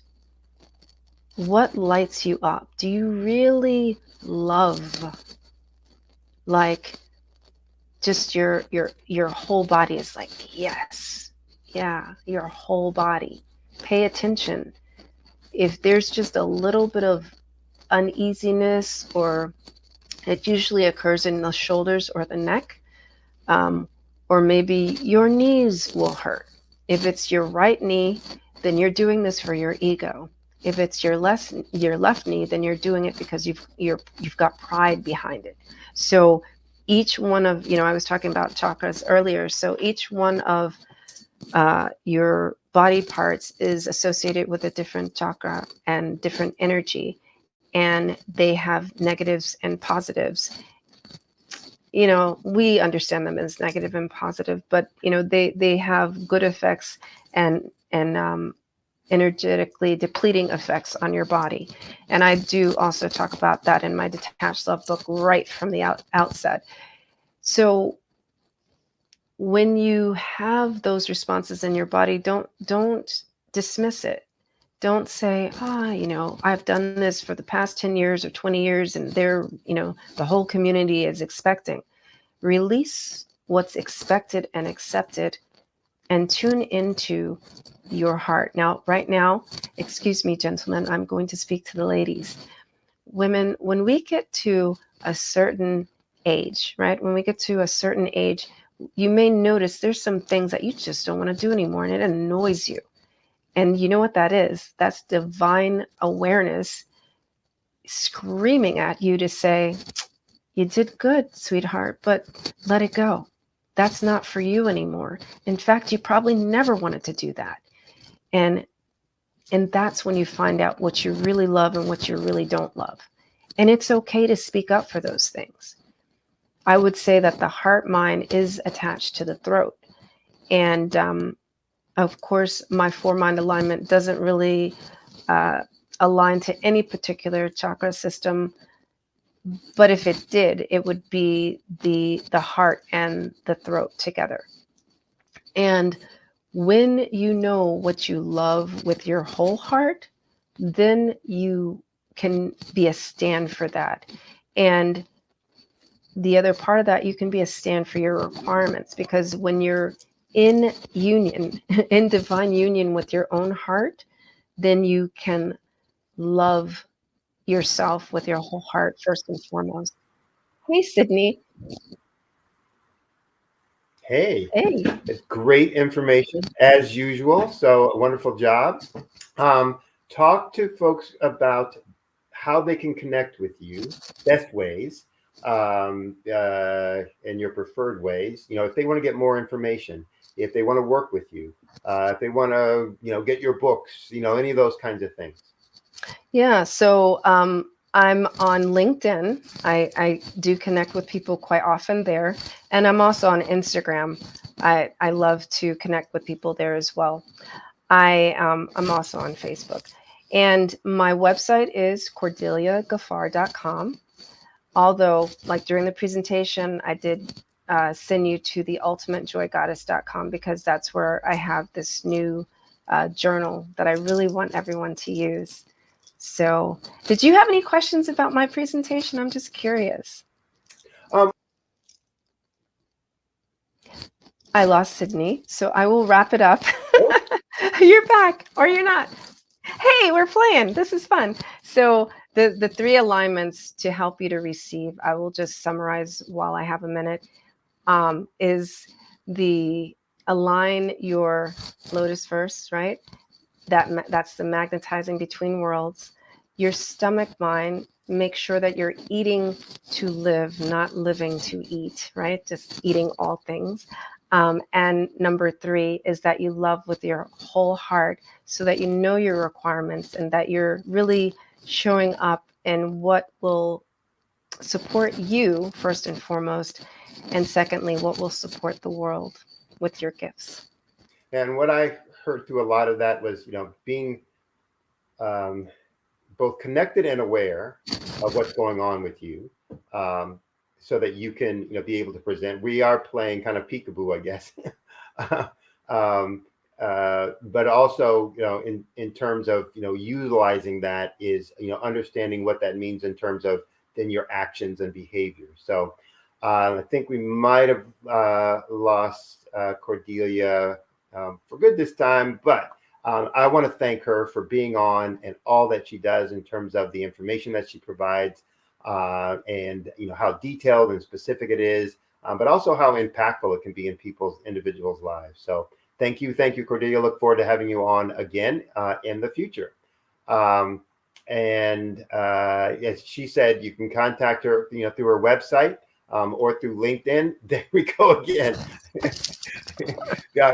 So you can connect with you through your website, through LinkedIn, or through Instagram. Instagram at? It's always Cordelia Gaffar. I make it so easy. Yeah, okay. Cordelia Gaffar. Yeah, just you can Google search me and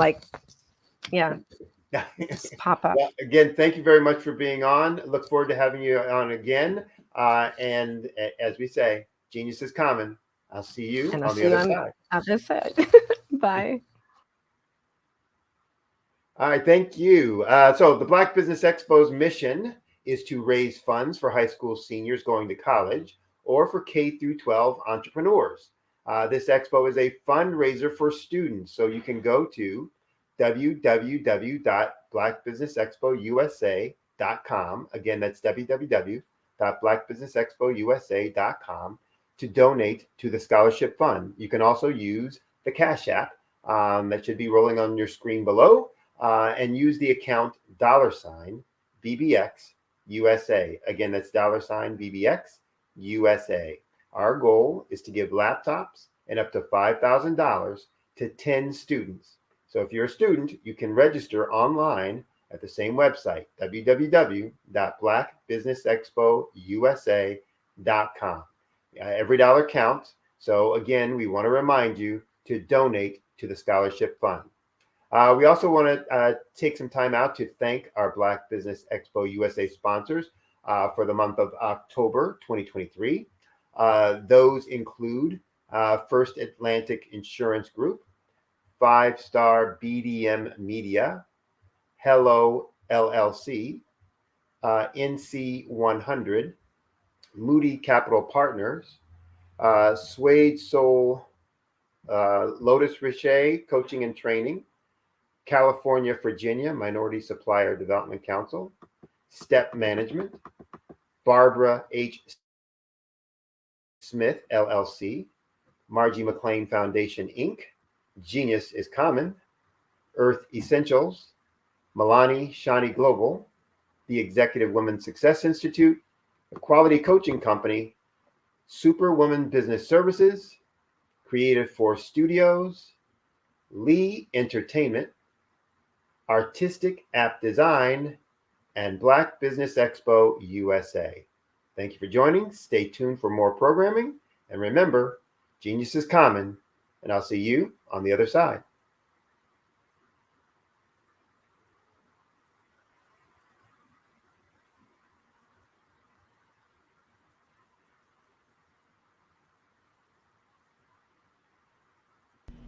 Why do I do what I do? You know, my life coach asked me that a few years ago. And she said, Tony, what's your why? And I told her, and she said, girl, you've already accomplished that. Perhaps you need a new why. Hi, Tony Harris, Amy Hoydu with Say It Said Marketing, one of your students. And just wanted to say thank you, Tony Harris, for spending so much time with me and giving me that boost in my business that I so drastically needed.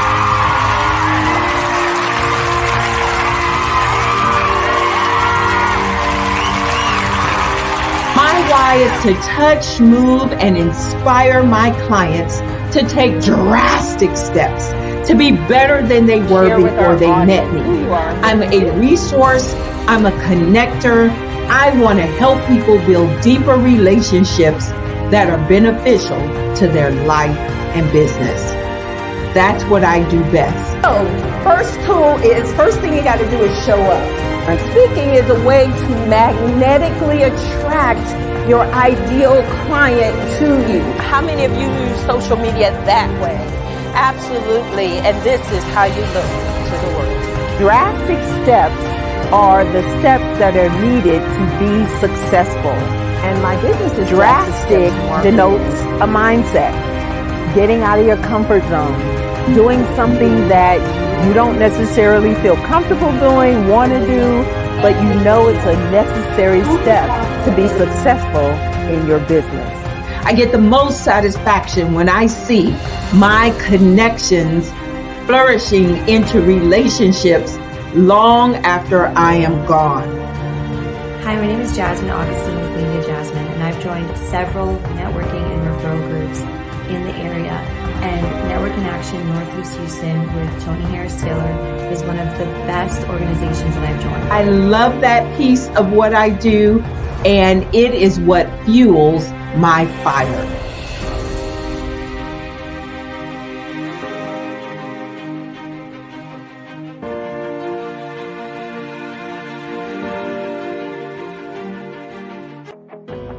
I am Black Business. From the moment I wake until the time I sleep, I am Black Business.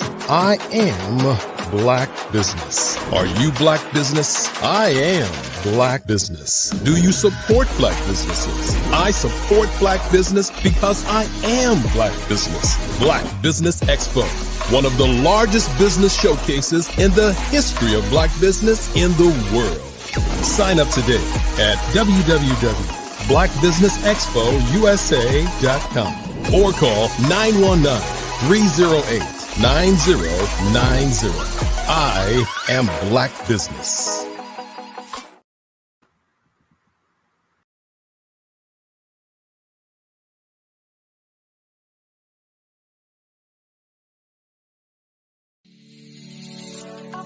Did you know that our black dollar only lasts for 6 hours in our community?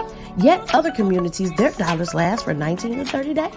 The Black Wall Street Nation. Black Wall Street Nation. Yes, that's why we created the Black Wall Street Nation. Black Wall Street Nation is a centralized directory available to all black businesses across the world.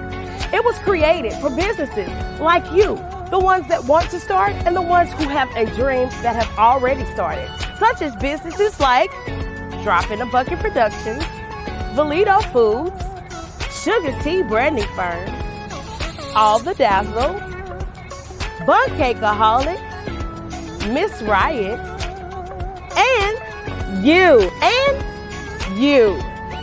We'll have marketing, seminars, and some funding coming soon just for you. So, we want you to come and join us. www.blackwallstreetnation.com. See you there.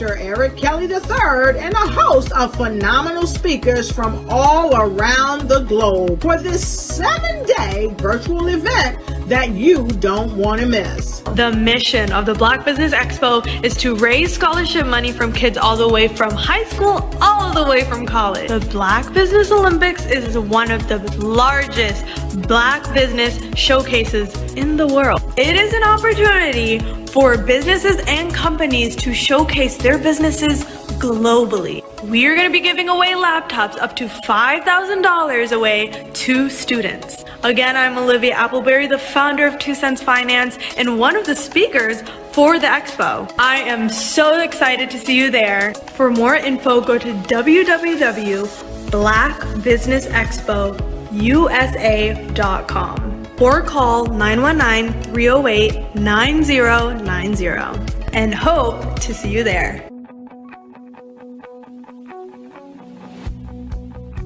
I am Black Business.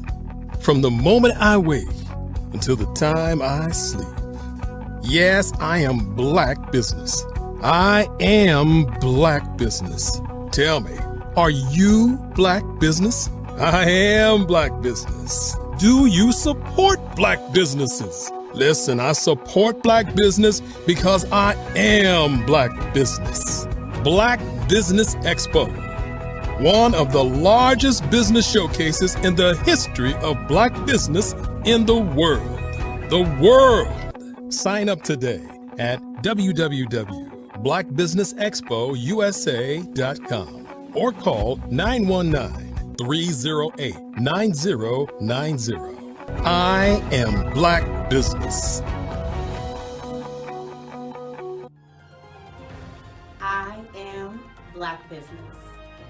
From the moment I wake until the time I sleep, I am Black Business. I am Black Business. Are you Black Business? I am Black Business. Do you support Black businesses? I support Black business because I am Black Business. Black Business Expo, one of the largest business showcases in the history of Black America in North Carolina. Sign up today at www.blackbusinessexpousa.com or call 919-380-9090. I am Black Business. I am Black Business. From the moment I wake until the time I sleep, I am Black Business. I am Black Business. Are you Black Business? I am Black Business. Do you support Black businesses? I support Black business because I am Black Business. Black Business Expo, one of the largest business showcases in the history of Black America in North Carolina. Sign up today at www.blackbusinessexpousa.com or call 919-380-9090. I am Black Business. I am Black Business. From the moment I wake until the time I sleep, I am Black business. I am Black business. Are you Black business? I am Black business. Do you support Black businesses? I support Black business because I am Black business. Black Business Expo, one of the largest business showcases in the history of Black America in North Carolina. Sign up today at www.blackbusinessexpousa.com or call 919-380-9090. I am Black business. I am Black business.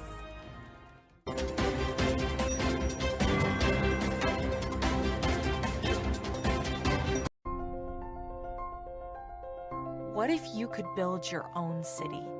A place where every child can find nurturing people to help them achieve their full potential. A place where every adult can access job training support. Where health education is abundant. Where social justice ruled the land. A place without limitations. Welcome. You have arrived at STEM City USA. It is what every city should be. A safe and trusted community where you find people and resources to help you become everything you are and beyond. STEM City is unlike anything you have ever experienced. It is a digital twin of the world around you, only better. STEM City is about energy and soul renewal. It is more than a digital world. You can almost feel the power of live cultural events, music, and theater. STEM City promises a better future for children with caring mentors and hands-on activities with dedicated tutors to support our youth. STEM City is your passport to a healthy lifestyle with weekly events addressing our community's many issues. STEM City is your financial well-being with helpful information on wealth management, career advancement, job training, and so much more. STEM City is the community you deserve. It is the city where your dreams can come true. STEM City USA, a place in the sky that is accessible to all who reach for the stars.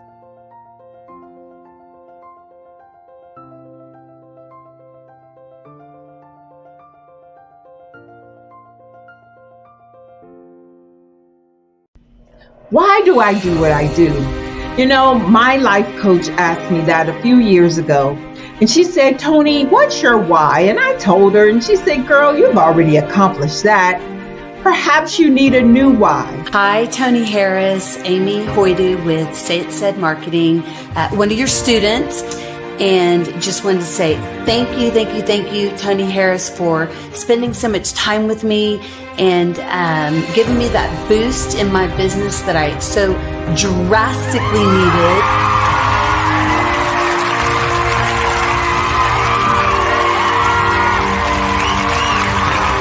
My why is to touch, move, and inspire my clients to take drastic steps to be better than they were before they met me. I'm a resource. I'm a connector. I want to help people build deeper relationships that are beneficial to their life and business. That's what I do best. So, first thing you got to do is show up. And speaking is a way to magnetically attract your ideal client to you. How many of you use social media that way? Absolutely, and this is how you look to the world. Drastic steps are the steps that are needed to be successful. And my business is drastic denotes a mindset. Getting out of your comfort zone. Doing something that you don't necessarily feel comfortable doing, want to do, but you know it's a necessary step to be successful in your business.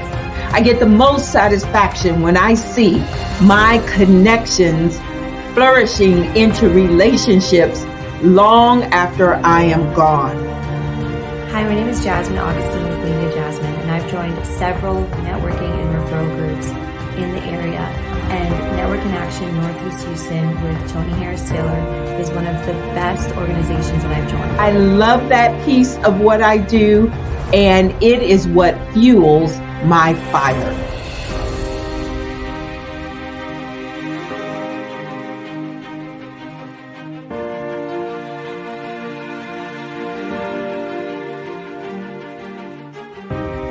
My name is Tony Harris Taylor, saying take a drastic step today for a fantastic tomorrow.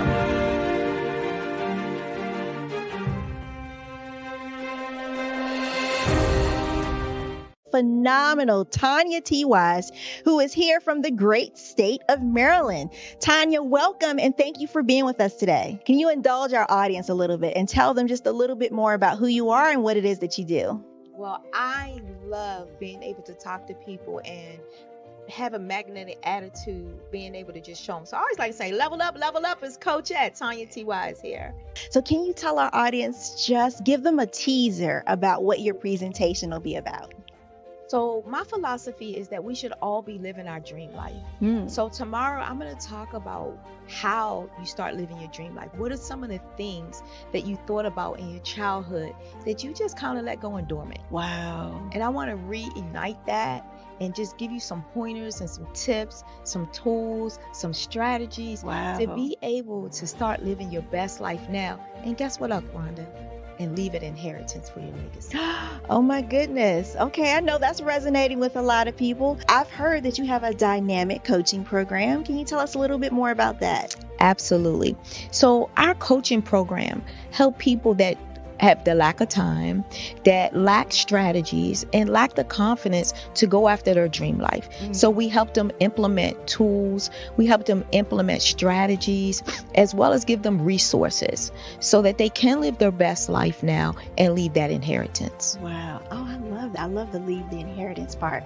Listen, you are dropping some major nuggets, and I know a lot of what you're saying is resonating with a lot of people, but I think we're all curious. How did you even make this transition into the speaking and coaching arena? What's the story behind this? So I started out in finance, and I realized that a lot of people don't necessarily go after their dream life because of the lack of finances or the education behind finances.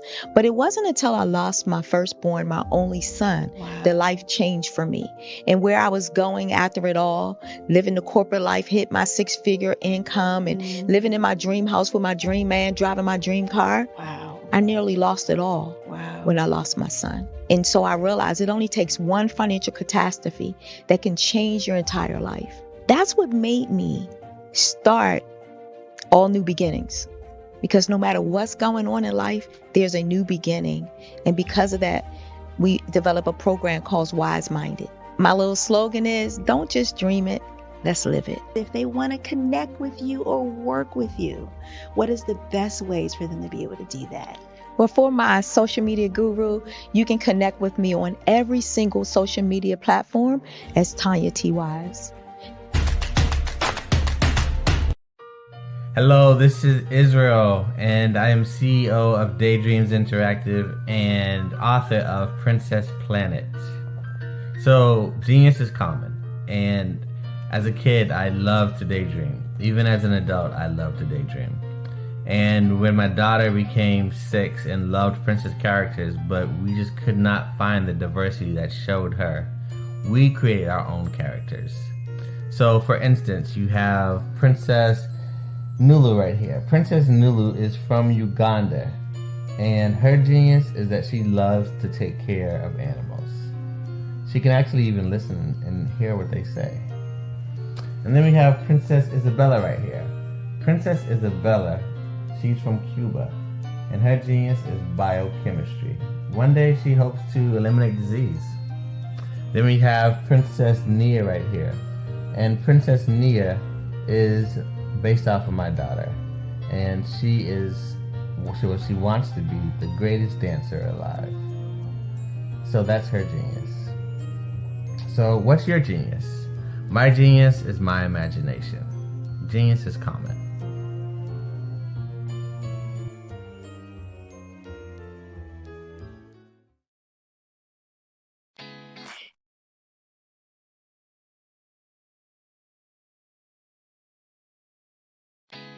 Did you know women represent just 3% of Fortune 500 CEOs and less than 15% of corporate executives at top companies worldwide?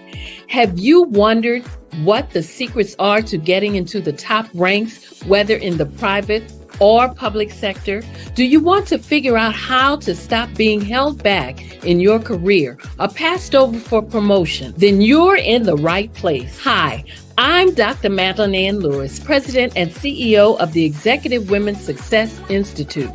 I have decades of experience in the military, the federal government, and corporate America, and my mission is to help women succeed and tap into their full potential. I want to reach 1 million plus women around the world to become the leaders they are meant to be.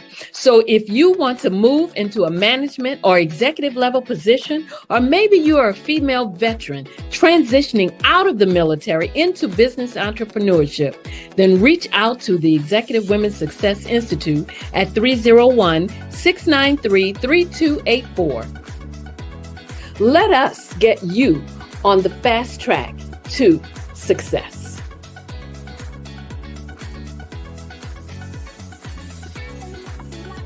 I'm Ramon Ray, founder of Smart Hustle Magazine and smallbiztechnology.com.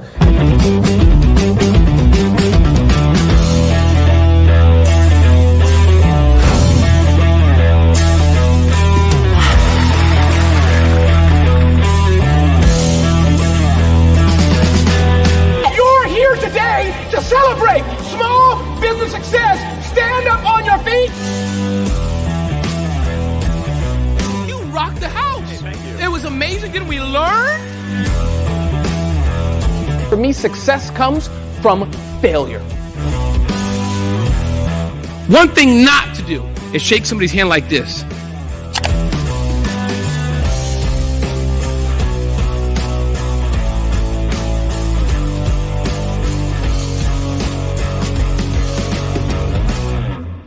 I was born in a little village on the island of Haiti. Many deadly diseases pounded me. It is as if they were on a mission to end my existence on this earth. I refused to give up. In 1983, I left Haiti and came to the United States of America. And I came with $5, 2 shirts. I didn't speak any English. I came to Atlanta. I got a job. I was a doorman. I was a doorman with a dream. What I used to come on stage. I'd rehearse this moment that I'm standing in front of you. That's the power of a dream. Maybe today is the day you begin acting as if you already have it. And then step out with full force. Take a risk. No condition is permanent. Don't let your situation distract you. You are chosen. You are called. You are born for a purpose in this life.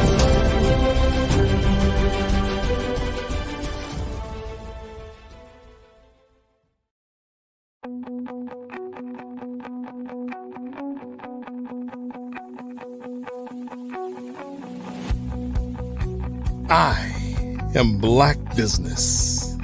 From the moment I wake until the time I sleep. Yes, I am Black Business. I am Black Business. Tell me, are you Black Business? I am Black Business. Do you support Black businesses? Listen, I support Black business because I am Black Business.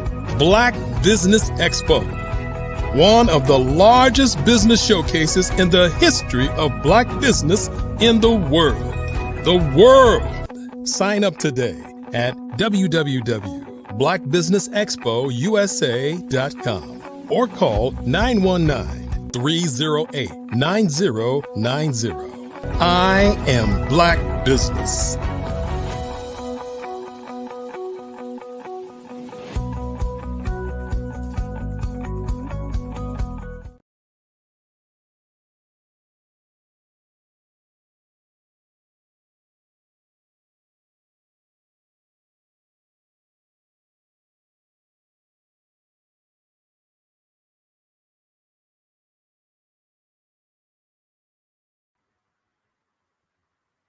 Good afternoon, business owners, entrepreneurs, thought leaders, and corporations. Welcome to the Black Business Network. My name is Sydney Wormsby, and I'm your business moderator for this afternoon on the Black Business Network. The Black Business Network is a 24-hour business network showcasing Black businesses, business owners, entrepreneurs, and thought leaders worldwide. For those who have frequently viewed our programs, you know that we have speakers from North Carolina, London, Singapore, Africa, Japan, and cities all over the United States. The Black Business Network is a global community sharing its business knowledge to empower, inspire, and educate businesses about business. Our next speaker is Miss Deborah A. Deborah is a former minister, an engineer turned holistic relationship and leadership mentor who understands from inside out the challenges socially conscious leaders face trying to operate within societal norms, aka business as usual practices. A natural born revolutionary, she supports socially conscious outliers in embracing their role as leaders with radical self-acceptance so that they can make unique differences that they are meant to make.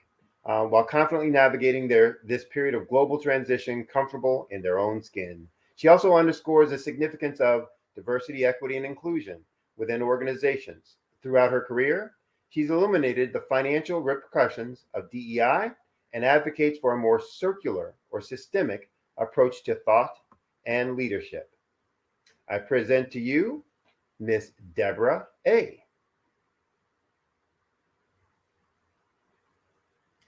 Good afternoon.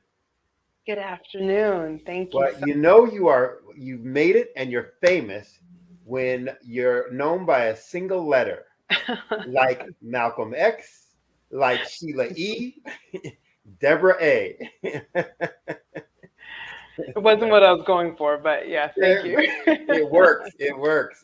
Use it.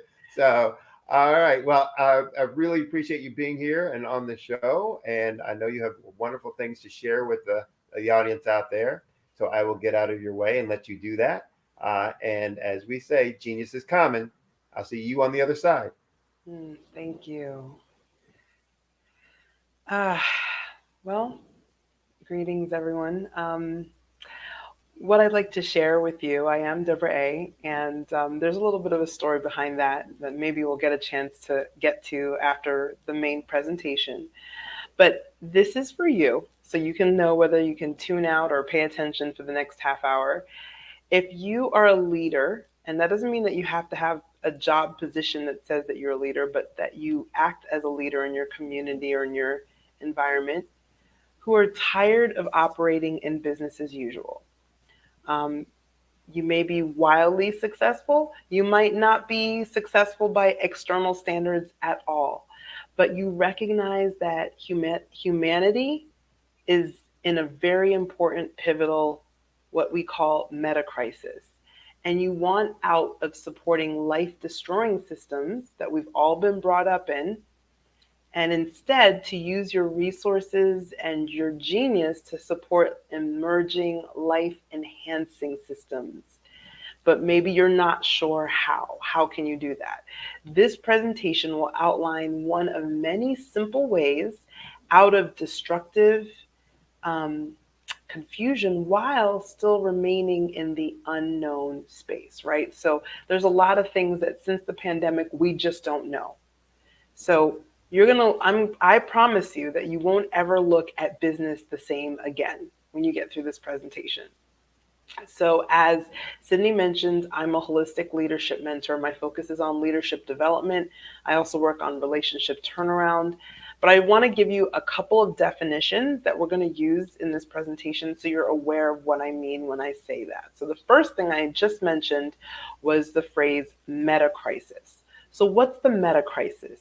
It is the current transitional period from that we're currently in our civilization, where we're in collapse. We're moving from the old way, industrial revolution, knowledge worker era, into a new emerging world that is unknown to us.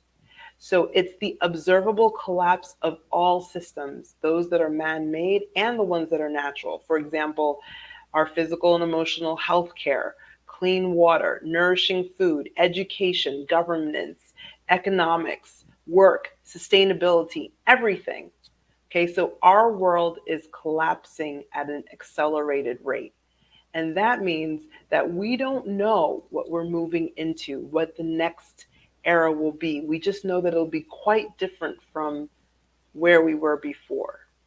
And where we were before and where many of us still are right now is what I call business as usual. And that means the policies and practices that are implemented to carry out business.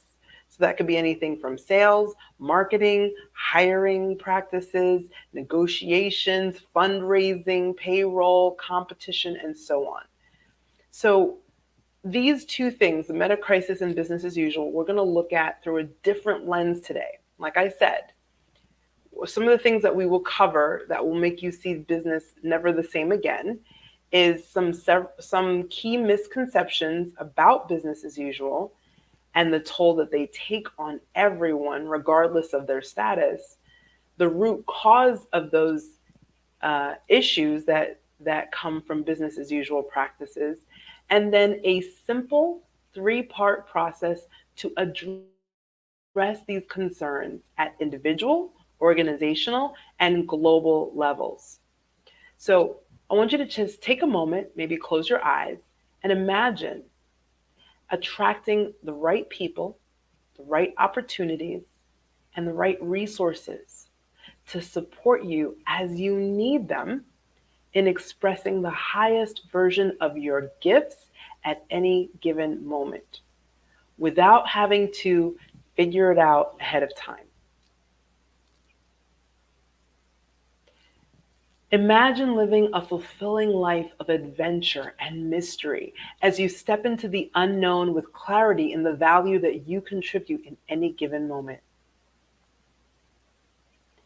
And imagine making decisions with confidence that you're doing what is yours to do in addressing the meta crisis and calling in the better world we all want to see. I don't really want to go too deep into the meta crisis too much, but you see it every day all around you. It's garbage in our waterways. It's rising prices for groceries and gas. It's all the things. It's the planes spraying things in the sky. It's getting bullied at school and teachers doing nothing. It's getting bullied at home and police doing nothing, or being bullied by the police. These are all signs of this meta crisis. And whether you like to admit it or not, whether you know it or not, you will know now, business is a huge part of contributing to this meta crisis. So when we create businesses and when we build businesses and when we grow our businesses, having awareness of how business contributes to this brings a responsibility. So it is absolutely possible to do business in such a way that doesn't contribute to the destruction of our planet or to the destruction of our social commons. We know our history. We know the history of how this economy was established. So I just want to say that it is possible. You don't already have to be internet famous or millionaire. You don't have to be somebody who hugs trees or is an activist for, any social or environmental causes. You don't have to have thousands of followers. You don't have to grind and hustle day and night. You don't have to memorize countless leadership models. You don't even have to have employees or a large team. What do you need to be able to be the change that you want to see in the world is first, you've got to want that. You've got to want to be that change. Second of all, you need to recognize that 99% of the solutions that are out there are actually part of the problem. So whether knowingly or not, you need to be open to unconventional methods of accessing what you need to know to do what's yours to do. So I'm going to keep coming back to this theme of what's yours to do. None of us have control over everything, but we all have control over a little bit, which is our piece, what's ours to do in the world. So you just need to be more committed to living a life of service than to living a life of comfort. And that doesn't mean that service and comfort are mutually exclusive, because they're not. You absolutely can live a life of service and be living a comfortable life. However, which do you prioritize? Because there will be times where you'll have to prioritize one over the other. And if you're choosing service, then this is for you. And finally, you need to be open to trusting yourself more than the external authorities. We all know that most narratives that we hear in society today are, to some level or not, they're crafted, they're manipulated. They're not necessarily complete objective representations of the observable truth or the observable facts, right?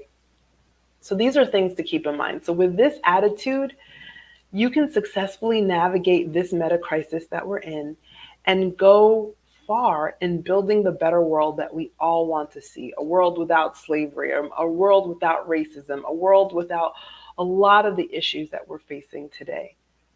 And you can do this even without being loaded with lots of money or even being well respected in your industry yet. And you can maximize your unique contribution, the thing that you and only you are here to do in the world, by creating environments of genuine safety and trust everywhere you go. So you'll have that skill set. So who am I to make some of these bold promises? I'm a neurodivergent, divorced, single mother.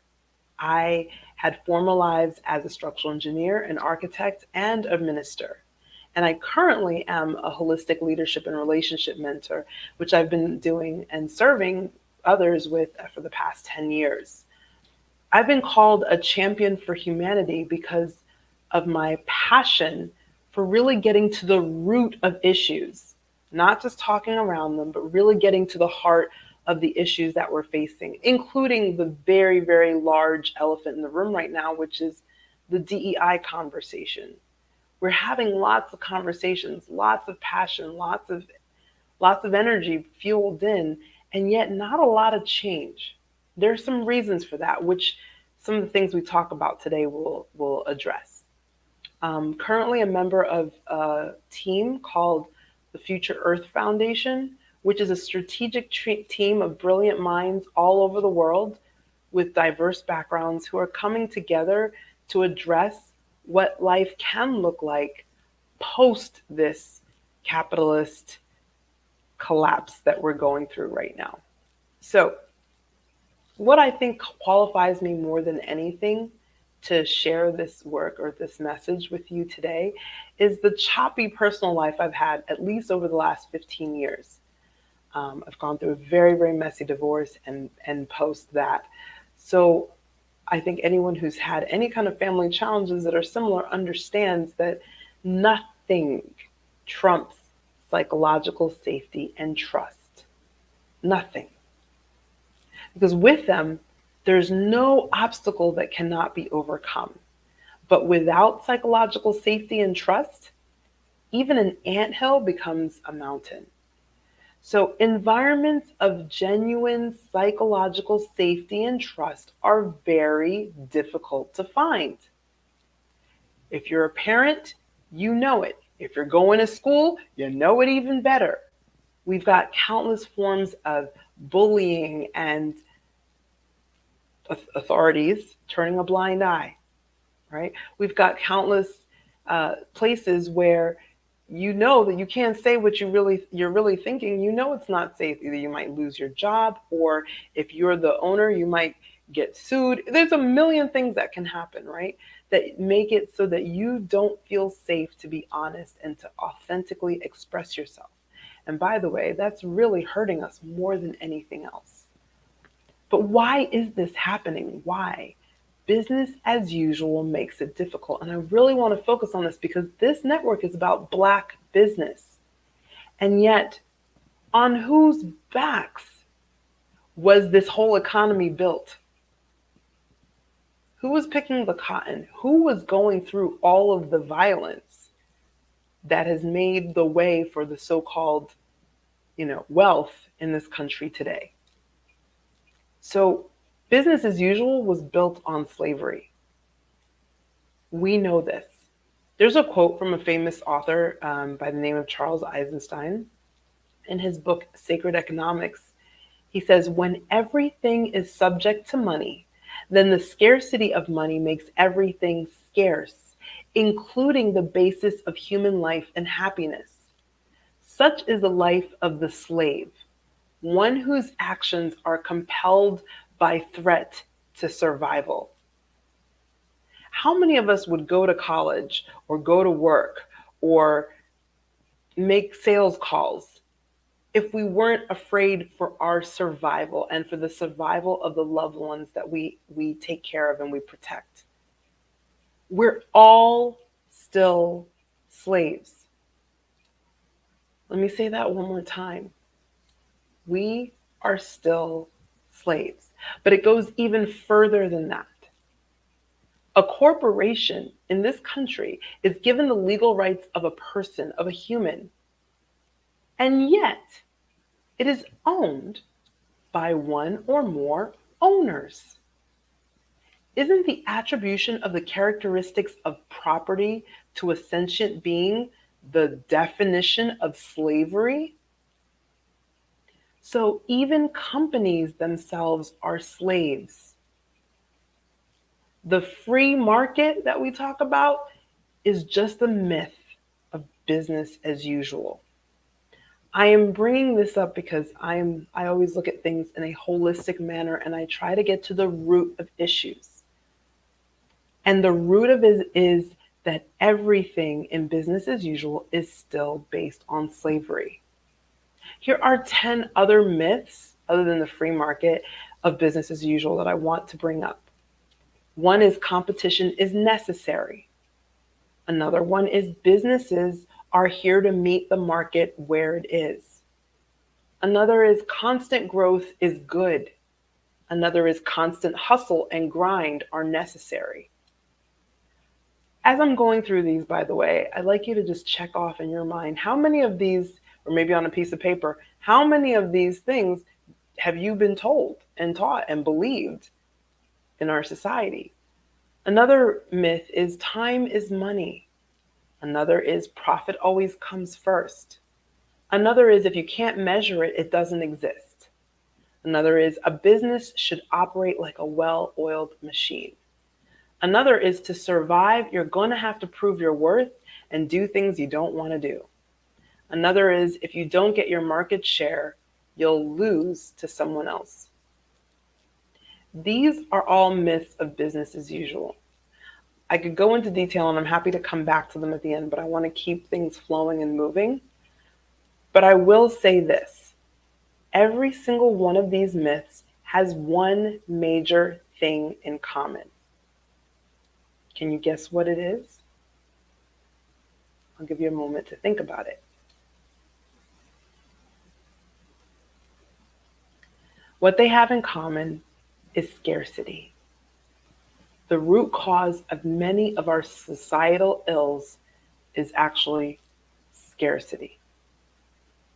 That scarcity, where does it come from? Well, we could go make it really deeply philosophical, but I'm just going to keep it really simple because we're talking about business. It comes from the nature of our money system, which is based on debt. So think about the game of musical chairs. There are never enough chairs for all the participants because that's the way the game was designed. It's the same with our money system, our economic system. Money is written into existence by the creation of debt. So that means there's never enough for everyone. So if that's the case, you might be asking, well, Deborah, then why did you just list those 10 myths if they're all valid for our current economic system? Well, I list them as myths. They are valid, but they are valid within a system that is based on something that's not true. Because in truth, scarcity is not the nature of life on this planet. Life on this planet is abundance. We have abundant food, water, air, beauty, and everything else we need to enjoy rich lives that was provided to us for free. We didn't have to work for it. We didn't have to pay it for it. It was here. We have been gifted this. We didn't do anything to earn it. So another thing to think about is that we didn't do anything to earn being clothed, fed, taught, and loved at some level from our birth through our childhood. We received these services for free without any expectation of immediate repayment. So what does all of this have to do with psychological safety? Well, how well do you sleep when you know you haven't paid your rent or your mortgage for 1 week into the month? Or how focused is your work when you're not sure where you'll get your next meal from? How likely are you to whistleblow to an agency who ignores you when you notice some unethical behavior of a well-respected colleague that could harm others if not reported? So these are all examples of both physical and psychological lack of safety, okay? So if you feel scarce, you don't feel safe. And if you don't feel safe, you cannot do your best work. Part of your voice will be stifled. So there's a very famous quote by Howard Thurman that says, "Don't ask what the world needs. Ask yourself what makes you come alive and go do that, because what the world needs is more people who have come alive." So if we're not feeling psychologically safe, we're not actually giving the world what it truly needs. It doesn't need more cogs in a wheel, miserable, grinding out their existence, feeling like slaves to time, which, by the way, doesn't really matter if you're a student, an employee, or an employer. All of us feel this tightness and this scarcity around time. So how can you build genuine psychological safety? I hope I've shared with you or persuaded you and why it's important to build genuine psychological safety and trust. First of all, for yourself, and then for those that you serve. So it's really, really simple. I'm going to keep this super simple. Think about a camera. And when you're about to take a picture, so what do you first do? You zoom in, right? You kind of like get a point and you zoom in to make sure that you've got the right focus. And then after some time, you might also zoom back out to get a bigger, broader contextual picture. So that's exactly what we do. When we look at things holistically, we both zoom in and zoom out so that we can get the full picture. If we're only zoomed out, we miss a lot of important details that we need. If we're only zoomed in, we miss the big picture, and then we really can't serve people well. So in leadership, when you get comfortable with these skills, you're constantly zooming in and zooming out and zooming in and zooming out so that you can get to the details and the nitty-gritty, and then you can zoom out and see the big picture. So how do we zoom in? First is, the third point before I move into a little bit more detail on zooming in is to reset your focus. So sometimes everything's blurry and you need to reset the focus so that you can see things clearly again. So those are your 3 steps. So what does that look like? Zooming in is looking at ourselves as individuals. There's many different layers of zooming in, but we'll just start with looking at ourselves as individuals, how we're made up, our energy makeup, the way that we are wired to function, you could say, and how we lead ourselves inside. So what do I mean by that? You'll hear phrases like positive self-talk or negative self-talk or your mindset, right? But all those things are about your inner world.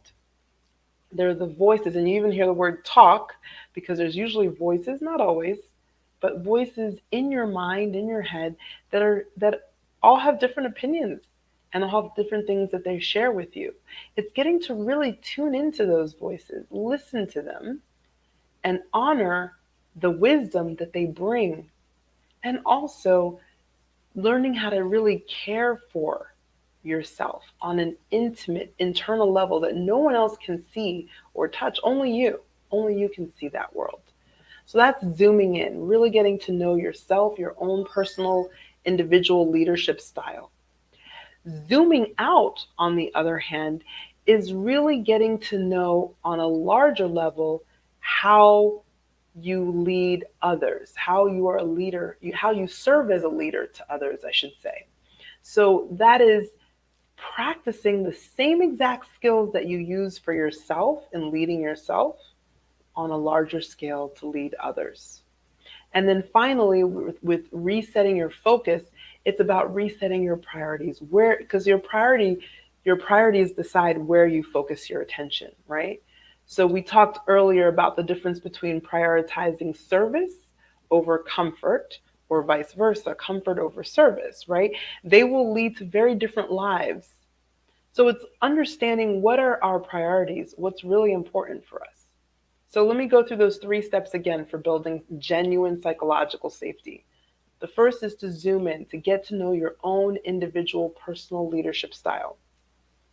The second is to zoom out, and then once you've gotten, which is to take your own leadership style, once you've gotten a little comfortable with it, and continue to practice it with others. And then the third is to reset your focus or your priorities by making sure that the priorities that you are setting are really what's supporting of your life and the life of those around you. And you don't have to worry about this too much. It's not like you have a lot of formulas or models that you need to follow. There's something that we often miss in these discussions about business, and I call it grace. You don't have to be a religious person at all to understand that grace is in effect every single moment of our lives. And when we are answering the call to live what we are here to live, to contribute what we are here to contribute, when we are answering that call, grace moves to support us. So we will get the direction that we need. We don't have to have all the answers or a 10-year plan. We can sometimes just put one foot in front of another. And sometimes that's hard for people to do because we're so used to thinking from our mind that we're going to plan everything out. And that's the way that our society has molded us. But remember, we're in a meta crisis.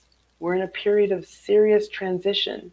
And the old ways of business as usual will not be applicable to the new world because it's not sustainable. We are drying up what we call our environmental commons, which is our oceans, our rivers, our minerals, our soil. Everything is getting depleted at an alarming rate. And we're also depleting and extracting from our social commons, which is why it's so hard to find community, real community these days. Life is lonelier and lonelier the more connected we are, because we're connected in ways that are artificial through our money system that touches everything it touches with scarcity, versus through our natural ways of connecting, which do not require money most of the time, and that we can enjoy and experience genuine connection. So this system is not sustainable. Sorry to break the news to you, but I'd rather be honest and give you a leg up so that you can start to prepare yourself that it's not going to be like this for a whole lot longer, because it's just not sustainable. Our planet will make sure that this stops one way or another. So we can take the earnest time to trust that grace will guide us. We don't have to know everything in advance. We just need to raise our hand, to answer the call, to do our part, to contribute what we are uniquely here to contribute. So I want to just close with a couple of action steps for you. They're free, they're easy. One is to read there's 2 books that I would like to encourage you to take a look at. One is No Bad Parts by Richard C. Schwartz, and the other is Sacred Economics by Charles Eisenstein. And they both go into a lot more detail into the discussion that I shared with you today. And the second thing to do, if you're willing to, is to connect with me on LinkedIn. and just let me know that you found me here in this network. And that's just so that if you have questions or you want to continue the conversation or learn more, I'm happy to answer your questions. Please see me as a resource.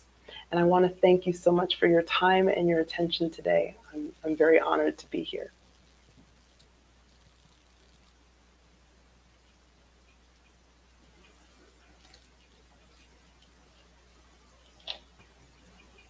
There we go. We were playing peekaboo. Thanks again so much, Deborah, for the words, the inspiration that you're bringing. We have a couple of minutes. You want to explain the origin story of Deborah A? Oh, yes. So A is my middle initial. It stands for my Igbo name, which is Adugo. And my last names, my maiden name and then my married name, really neither of them felt applicable anymore to the current version of me. So while I was figuring out what I wanted to do with changing my name, I just said, for now, I'm just going to go by Deborah A. I'm very, very proud of my ethnic origins. And so I kept the A there, but I took off the last names just because I too am in this very aware of the period of transition that we're in. And those other last names just no longer felt applicable to who I am today. Cool. All right. Now, I'm going to sneak in one question. Sure. Most of the things that you were talking about seem as they would apply, for anyone, anywhere, in any employment environment. Mm-hmm. So, yes, we have a lot of folks who are entrepreneurs, solopreneurs, business owners here. But we also have some folks who are, employees of businesses and corporations, et cetera. Seems like these strategies, these techniques, these approaches would apply to either one, correct? Yes. Okay. And do you have any success stories that you want to talk about to illustrate for folks? How you've worked with some others to get benefit and to get results from this? Yes. Well, like I said, the best place is on LinkedIn. I have some very, extensive testimonials there about people being able to be reconnected to the reason why they started a business like that. In one of the presentations just before me, she said, "What's your why?" Right? Like, it's easy to get lost in the sea of business as usual practices and get disconnected from that why and lose our passion and our joy for our work. And so that is one of the biggest things that people say that they receive when they work. Follow this process. I'm not going to call it mine. It's just coming through me, but it's definitely not mine. Right. To just really come back to the root of why they're doing this, what it's about, and reconnect to their joy and their passion and their relationship with their work. Like I mentioned, companies are not just things. They're not just machines. They actually have purposes of their own. And when we can reconnect to those purposes, it brings everyone so much more joy and it makes everything more meaningful. I'm a business growth and improvement coach. And one of the first things I work with folks on is exactly that as well, is understanding, what's their reason, what's their motivation, what's their why, and what makes them unique, singularly different than everyone else in that space, so that they can use that to connect with others.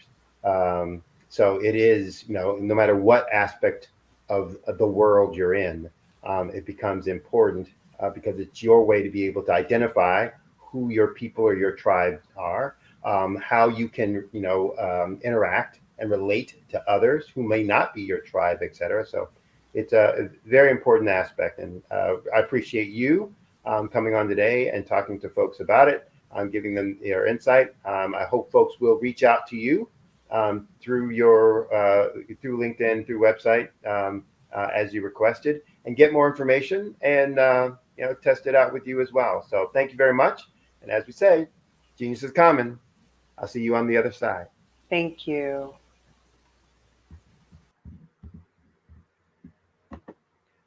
All right. Again, want to appreciate the her coming on and really sharing her information with all of us.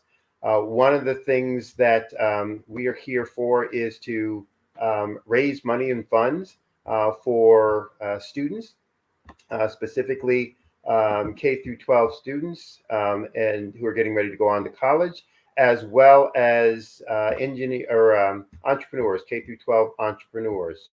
So if you could go to www.blackbusinessexpo.usa. Again, that's www.blackbusinessexpo.usa.com and donate to the scholarship fund. We also can, or you also can donate through the Cash App. It should be scrolling across your screen at the bottom there. Cash App, the account is $BBX USA. Again, that's $BBX USA. Our goal is to give laptops and up to $5,000 to 10 students. And students, you can register online at www.blackbusinessexpousa.com. So every dollar counts. And we want to remind you again, donate to the scholarship fund.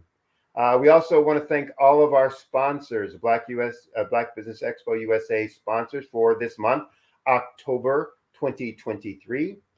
Those sponsors include First Atlantic Insurance Group, 5-Star BDM Media, Hello LLC, NC 100, Moody Capital Partners, Suede Soul, Lotus Richer Coaching and Training, Carolina, Virginia Minority Supplier Development Council, Step Management, Barbara H. Smith, LLC, Margie McLean Foundation, Inc., Genius is Common, Earth Essentials, Milani Shani Global, the Executive Women's Success Institute, the Quality Coaching Company, Super Women Business Services, Creative Force Studios, Lee Entertainment, Artistic App Design, and Black Business Expo USA.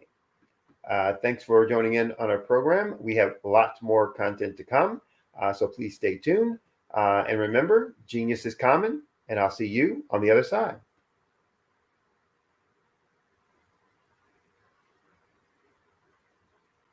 I'm Kennedy Harris. My genius is being an entrepreneur.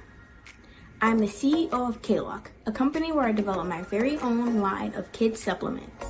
I currently market my multivitamin for kids to help combat weak immunity. During the pandemic, research has shown that having a strong immune system is key to fighting off disease. My vitamins are for kids, but adults can benefit from them as well. I'm adding a proprietary blend to my supplement line. I want to create my own blend so that I have a competitive edge in the marketplace. Staying healthy is important to me so that we live longer and have healthier lives. My website is klockproducts.com. That is K-L-O-C-K. Genius is common.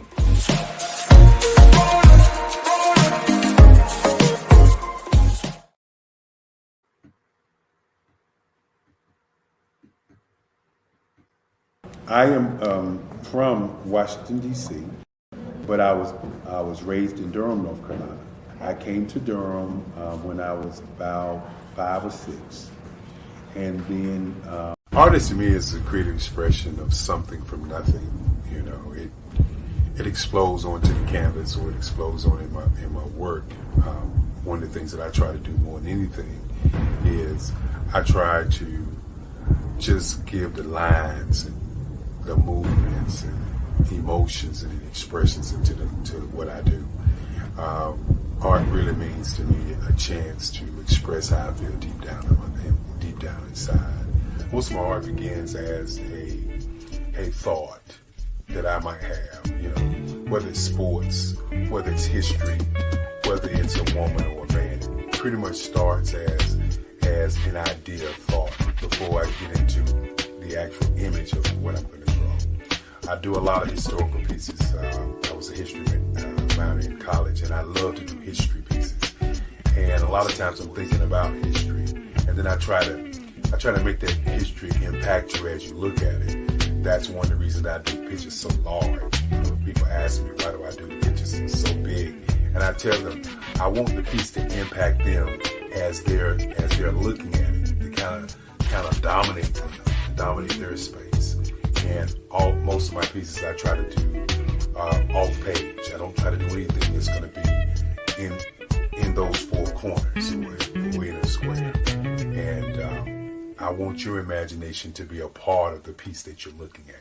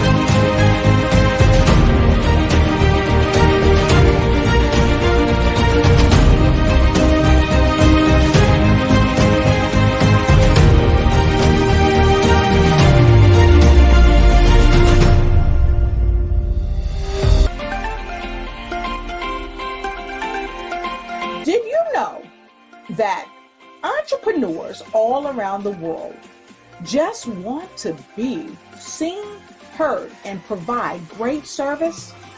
Well, I know that there is an expo that's going on to help entrepreneurs all around the world do just that and much more.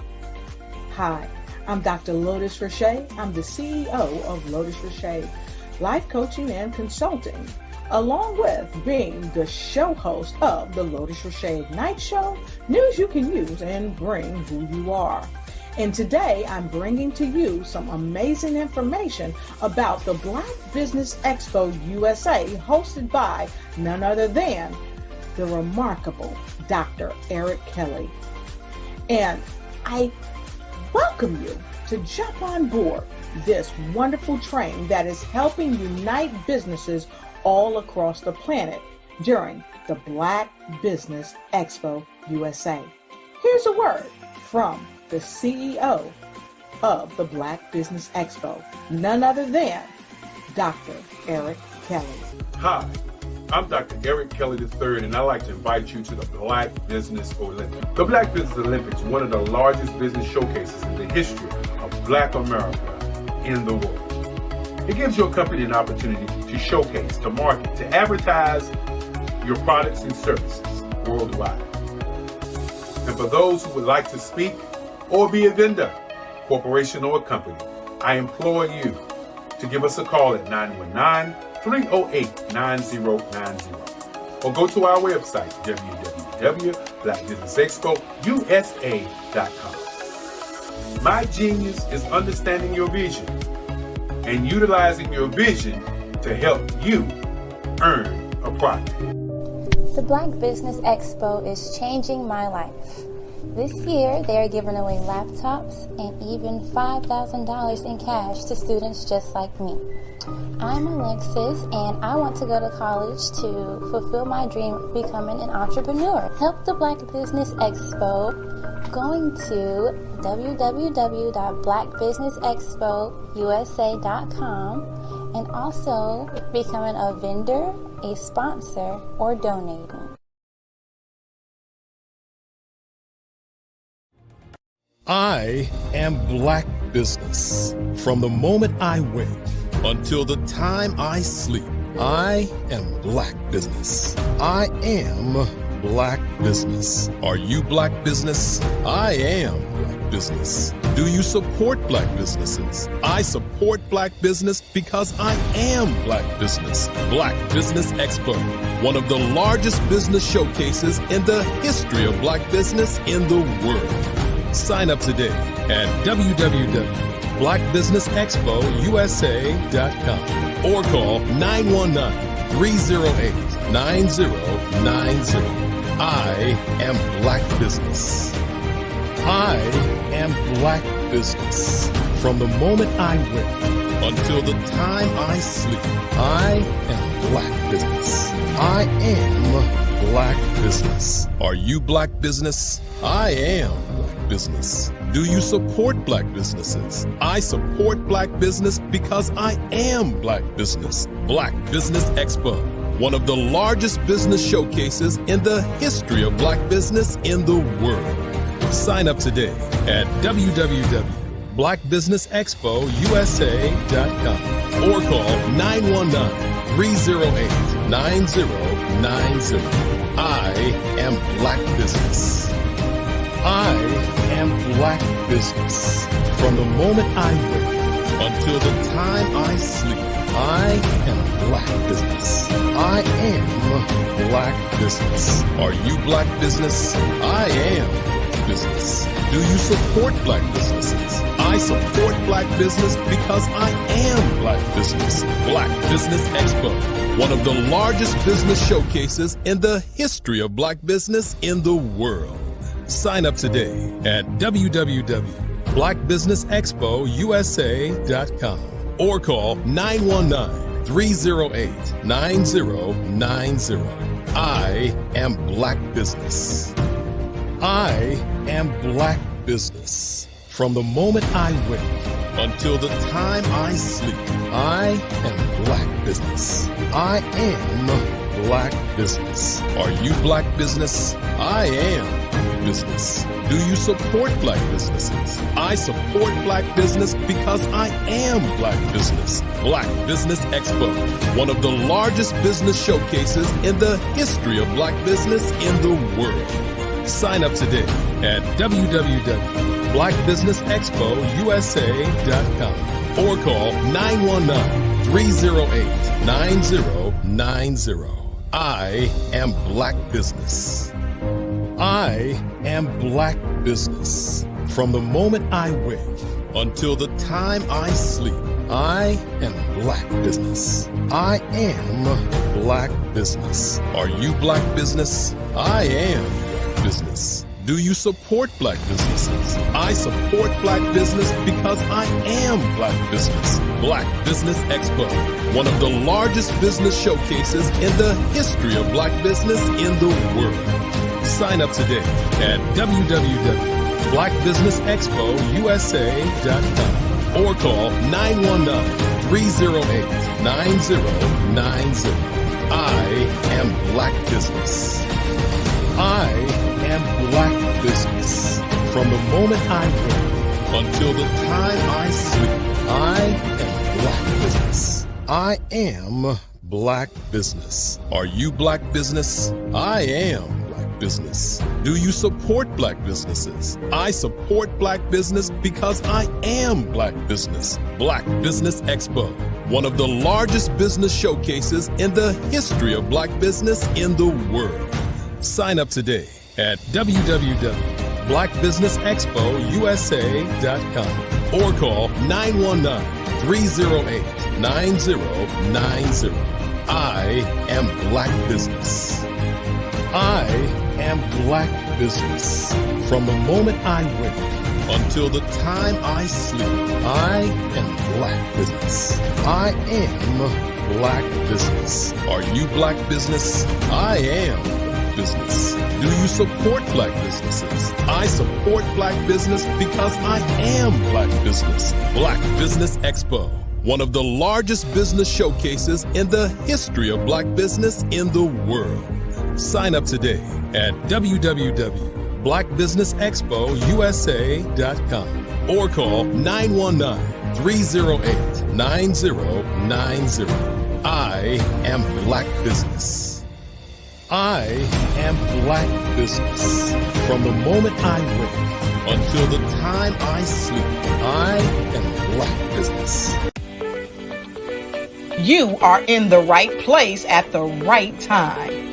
The Black Business Network opens again for its Black Business Olympics, a 24/7 broadcast on business, strategies, global branding, social media marketing, finance, advertisement, and much, much more. Featuring the top, most powerful entrepreneurs and speakers and thought leaders from all around the world as they gather together for this phenomenal event. Join the Black Business Network streaming live into the metaverse, STEM City, USA, Black Multiverse, Pod TV, Roku, Hulu, iHeartRadio, Apple TV, YouTube, TikTok, Instagram, Google Podcasts, Facebook, LinkedIn, IBM TV, Spotify, and Twitch. Tune in today and be a part of this amazing movement. The Black Business Olympics welcomes you.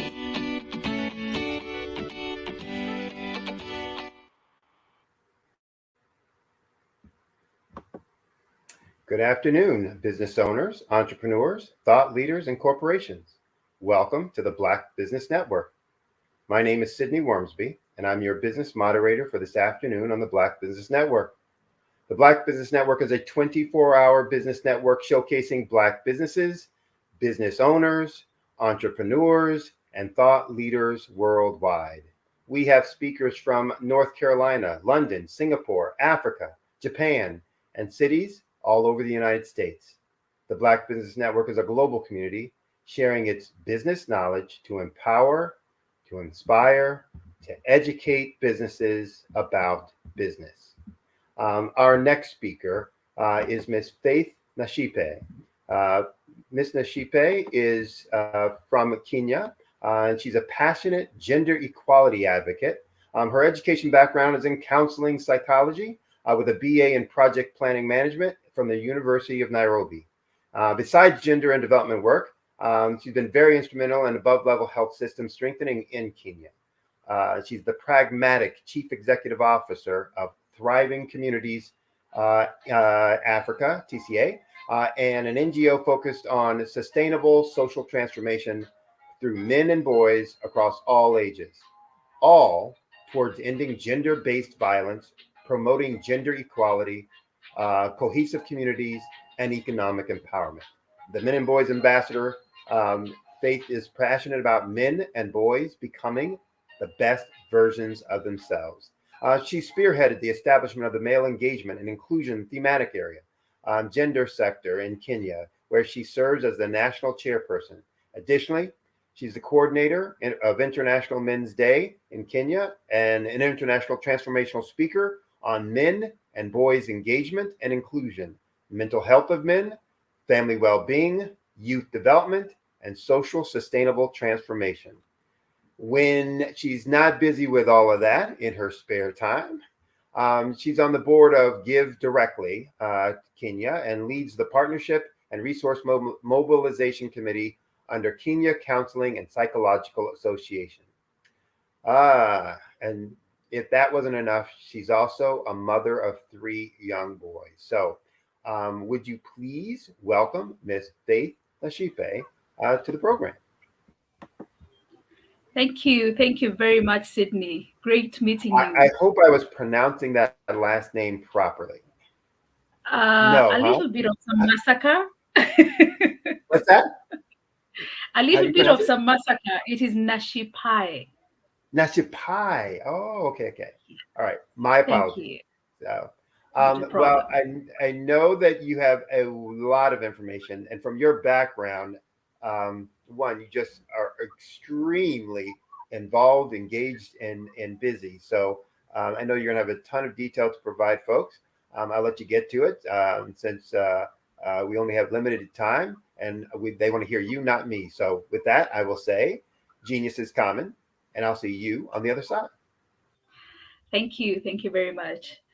I am grateful to have this opportunity at Black Business Network. This is a great, great opportunity for every one of us who's Black to reach out, to engage, and to bring our businesses out there. Besides what you have heard, I am also the founder of Thriving Families Kenya, a consultancy registered in Kenya that deals with psychological support and awareness.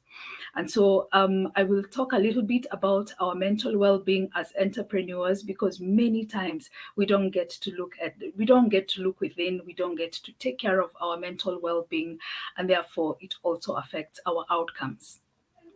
So basically, what is this about entrepreneurship and mental well-being, or just your psychological well-being? The reality is that we neglect our well-being, our mental well-being. Why? First of all, you are a lonely person. Being an entrepreneur is a lonely and tough, rough journey. And many times, even our own spouses or the people that are very close to us as family don't get to understand what we go through and how we process things and how we rise up to become the great people that we eventually become. The truth is, it is through a lot of pain, a lot of sacrifice, a lot of thinking through the night, a lot of waking up and dreaming and revisioning and drawing your vision board every other time to make sure that you get your model right. And therefore, these are some of the pressures that we as entrepreneurs face in the environment. Hardly do we have people to talk to and say, hey, this is what I'm doing and this is the challenge. And a lot is because it's when you are trying to imagine that, or you're trying to come up with a good idea, it is very hard to share it at its birth point or at conceptualization. Because yes, I understand the reality of someone just taking it up even without understanding fully and start implementing before it is even ready. And therefore, it is good for us to protect and to take care of these ideas. But have you ever thought of how our protection, our taking care, as we conceptualize our ideas, sometimes can lead us to a lonely path? About research, about waking up very late in the night or working very late in the night, burning midnight oils, about presenting to people who sometimes do not believe you, do not listen to you. I mean, sometimes being an entrepreneur is close to punishment. Then there is the bit of really investing, because you're investing a lot. You're investing your emotions, you're investing your finances, you're investing your energies, you're investing everything that you are. And these can also be very draining, both psychologically and also physically. Then there is the bit of social isolation, where because you're doing this, because you're following through, your friends may not be able to keep tabs with you. And you find that a lot of your valuable relationships are falling off with time. And so again, this brings you to a place of isolation and a place of loneliness. Then there is the reality of sleepless nights. Have you ever woken up in your journey of entrepreneurship and realized, I actually didn't sleep last night? And then you realize that there is another thing that you need to deliver the following day, and you realize, I only had 4 hours of sleep last night. So in a span of about 48 hours, you have slept for close to about 4 hours. That's being unfair to your body and also to your brain. And it's also unfair to your mental well-being. You're interrupting your mental stamina. You're not able to produce as you would because your body is tired. And this eventually leads to burnout. Then you also notice that because you're constantly thinking about this, pushing that report, having this meeting, pushing that engagement, you hardly get time to even take care of your own physical body by eating a healthy diet. Simple things, small things that account for your output in your work and in your relationship with your work. So this is for me to challenge us and to help us understand that many times we as entrepreneurs, we need to look within. We are always looking at that objective idea. We are always looking at that table. We are always looking at the drawing board. We are always looking at the charts. But we forget to look at the most important resource in this whole environment of entrepreneurship, and that is you, your mind, and your body. And so for me, from a counseling point, I want to call us to a place of how then do we move forward from here? How do I kill loneliness? How do I kill isolation? How do I manage poor sleeping habits? How do I manage poor eating habits? And how do I manage burnouts? Because we have seen that, yes, it will lead to so many negatives in time. Your body might even start complaining, and you start getting very funny kind of pains here and there, and you don't understand, why am I having this kind of pain? You're having migraines that are unexplained. You're having some perennial tiredness. You're just feeling tired every other time. I believe there is something that we can do, and we can take charge of our well-being. And this is what I believe you should do.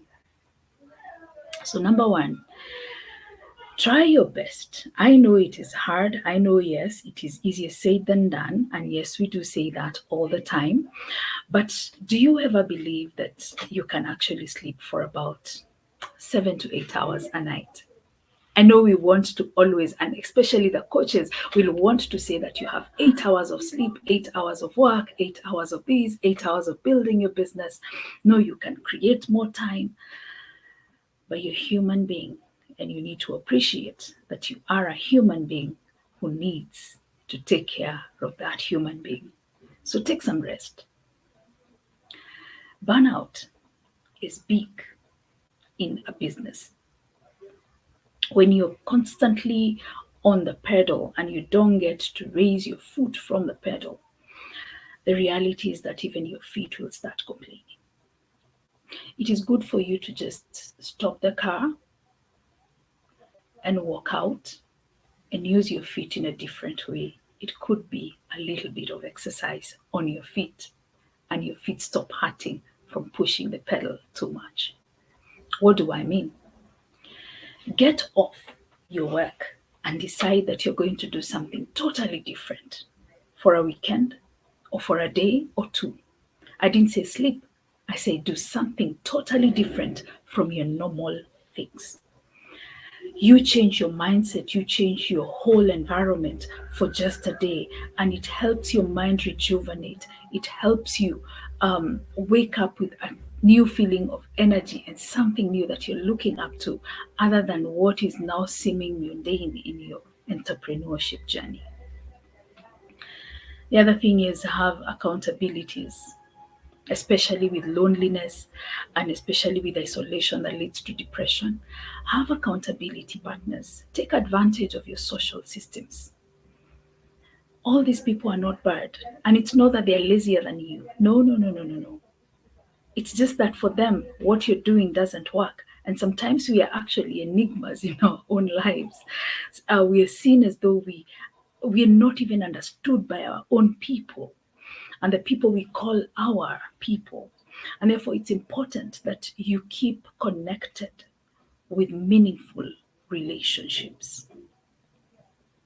Switch off your laptop when you get home. Get to listen to what is happening, the vibe that is around you. Listen to people, be connected with them, be there, be present in their lives. Do some things that will keep you awake in your own personal social life. It is very, very important. Go out for dinner with your friends. Let them rub the joy and the life in you and help yourself get out of depression. I once had an encounter with depression when I lost my father, and I realized, oops, this is getting a hold on me. And so I called a friend, and this friend told me, no, you have to get out of the house. And for a whole week, he made sure that I was out of my house, and he made sure that we had lunch together. And by the time that week was ended, my mind had already started waking up, and my heart was already having a good heartbeat. And I was able now to wake up and go back to work and become productive. What is that one thing that you need to do different in your schedule that will make you blossom once more? What is that one thing that you will need to do in your whole system? And it is going to be that one piece of the keyboard that you press, and it brings life again to your music. So look within, look at yourself, and take care of your mental well-being. I work with different people. I work with different organizations. I deal with daily issues on mental health. I also deal with issues at community level emanating from the past issues that people have encountered. Those are more traumas, childhood experiences.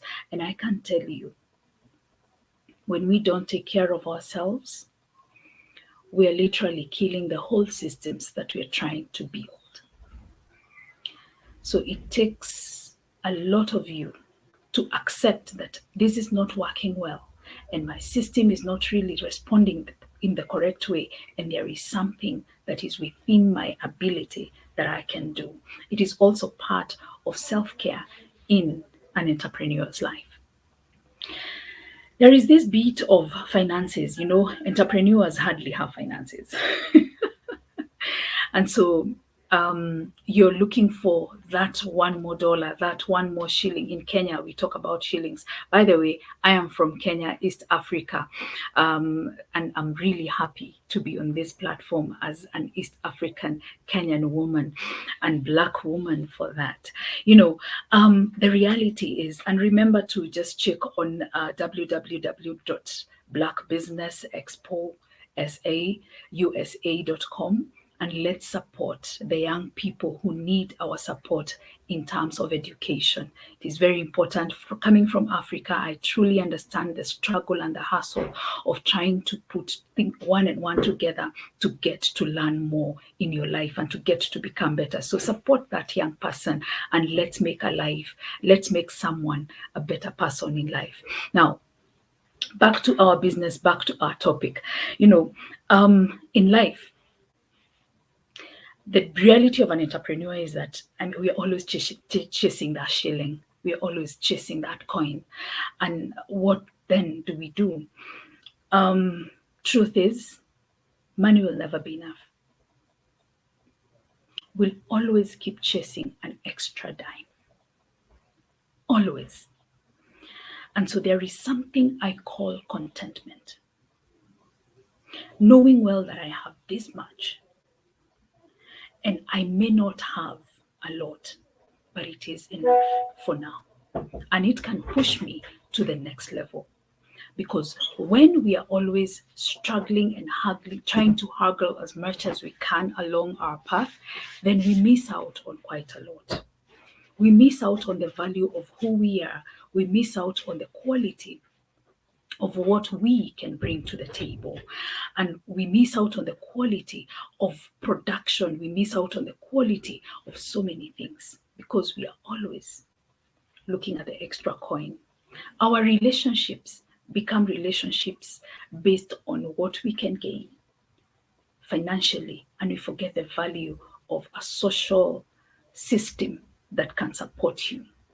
You will not be an entrepreneur forever. One day you will fall off entrepreneurship and you will want to take your rest and probably take the beach and all that. And sometimes you will need someone to just come and enjoy a meal or a cup of coffee. Who will that be? Is it after you have done all these entrepreneurship and you have forgotten about the social life, and then after your 60s and 70s and good old 80s, you're trying to hook up and connect and things are not working? How are we building our relationships as we go and as we grow?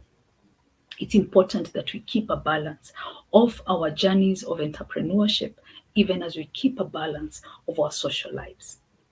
And we also take a lot of advantage of our social systems and structures that we already have.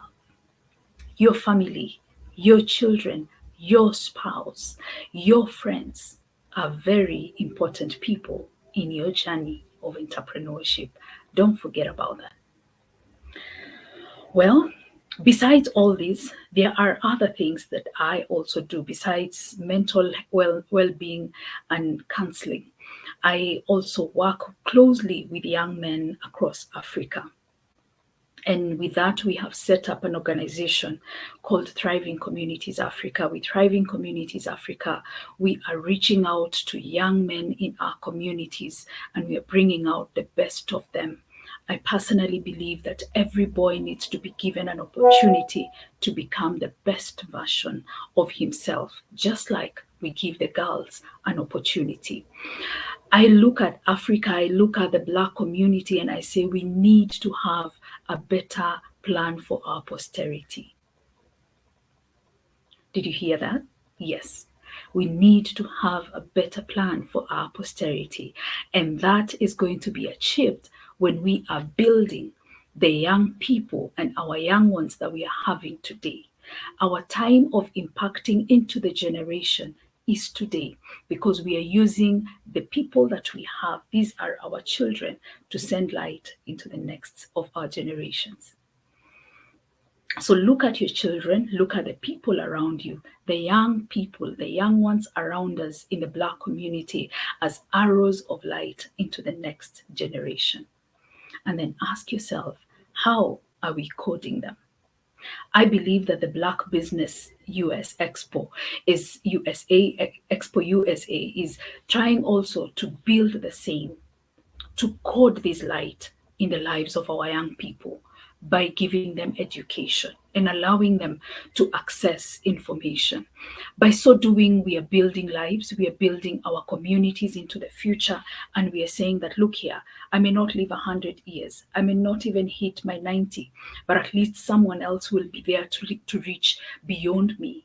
By the time I'm saying that I'm dropping off this whole caravan called life, someone else will be rising up and taking on the dance. And so I always like asking people, today we are the entrepreneurs. Today we are doing very well. We are changing the world. We are shaping the way things are being done in the world. When you exit the stage and you're no longer hands-on entrepreneurship, who will be part of your legacy? What will you have left behind for the next generation? When we look at our legacy and we decide to define our legacies in a different way, in a way that impacts the next generation, I am very sure that the great things that we are learning from Black Business Network today and throughout the year are things that our future generations are going to be able to glean from and become better. And they're going to be able to build up from, because we are just a stepping stone for someone else. And tomorrow, that someone else will become a stepping stone for another. And so by so doing, we are building up our society. We're building up the better Black community. We're building up better world and better societies. So I wake up, I talk about the young man, I talk about the boy, I talk about the man, and I call out men to be mentors of our boys. While you're doing your entrepreneurship, I want to challenge a man.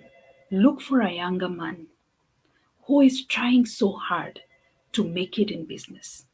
Incubate them, support them. Let them feel that there is someone who's walking a journey with them. Guide them in the way of doing their business or in the way of entrepreneurship. You might be saving the next biggest business in the world. You might be inspiring the next biggest business in the world. And at the same time, don't just guide them in business. I don't know whether you're like me, who has studied our young people and realized that even though our young people are saying we want the place on the table, we want to be engaged, we want to do this, they lack a lot of content and they lack a lot of information. If we are not responsible to pass this information to them, who will? Who will be doing that in the next future? It is all boiling down to how are we coding, or how are what light are we sending into our future? So when you look back and you ask yourself, 20 years to come, what did I do? Don't just look at the great innovation. Look at the impact it has had in the people, in the lives of people. Look at also the people that you've worked with, the people that have journeyed with you in the process of building up your enterprise. How has that changed their lives? Not just from a financial component, but from a social, psychological, mental, intellectual well-being. How their professionalism, how are you impacting the lives of the people around you and the people who work with you? So after you have found yourself and you've become a better entrepreneur, after you have been able to manage your well-being, your psychological well-being, remember that you're not just doing business. There is someone that you need to impact. There is another generation that we are definitely supposed to impact and code well, so that our work does not stop with us. Our visions don't die with us. We need to speak our visions and our plans and our desires into the lives of others who are going to make it broader and bigger and better and make our work live beyond us. The only way for us from a social point to send out our work from beyond us is to ensure that we are sharing our vision to people, and we are also breeding or helping these people to become, or we are coding these people to become the best carriers of our visions and dreams into their generations. That way, our businesses, our entrepreneurship innovations, our great ideas will not stop with us when we exit the stage. Our life will be sustainable. I love talking about sustainability because it intertwines with legacy. It also intertwines with the ability for something to live beyond me. It gives me hope that beyond everything that I'm doing today, tomorrow, when I have exited the stage, I will look back and say, I'm proud of the time I spent and shared with those people. I'm proud of the things that I did when it was my time. I'm proud of my kind of dance when it was my time to dance on stage. How many of you are proud of your kind of dance? And how many times do you look back and you say, the dance is coming up very well. I may have missed a mark, a step. It's okay. I can still manage it tomorrow, and I can learn how to do it better. Because yes, that's the reality of an entrepreneur. We don't do it well today. We wake up tomorrow, we do it better, and we achieve more. But as we achieve more, let's carry on the young people in our spaces. Support them, mentor them, let them see you doing it. Let them see you going through your hard time. Let them see you going through your happy moments. Let them see you celebrate your milestones. Let them see you celebrate your millions and your dollars and your billions as you grow. As you do so, you will be inspiring them to become and to grow and to make it in life. But as long as we're saying we have a whole population of young people, we are going to get them in school. Fine, get them in school. But not everyone was designed by his maker to become an employee. Some are the most impactful serial entrepreneurs of this world that our current global economy that is not doing very well requires. But how are we going to know it if we don't engage them? And how are we going to know it if we don't give them chances? How are we going to discover this unless we pick their thoughts in a responsible and within rights way? What do I mean? Don't just harvest ideas from our young people. Give them a chance to even try to incubate their ideas.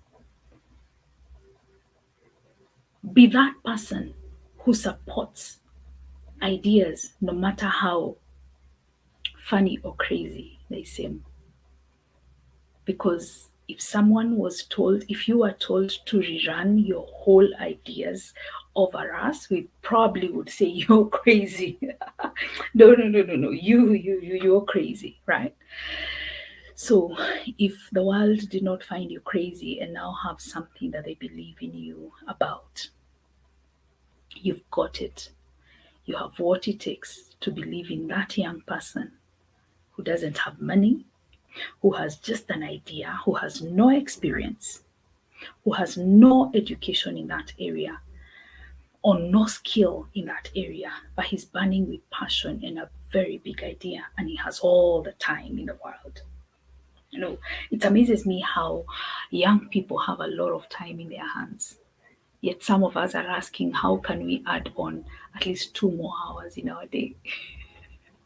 You already have 24, but you still want some more, at least make it 26. It's going to work for us as entrepreneurs. Yeah, it happens, and we always feel like that. But you know what? 24 will always be 24. But those 24 have everything in them. So take advantage of this time, take advantage of these wonderful people, and not just advantage in a negative way, but work with them. Don't use them, work with them. I like working alongside young men and young women.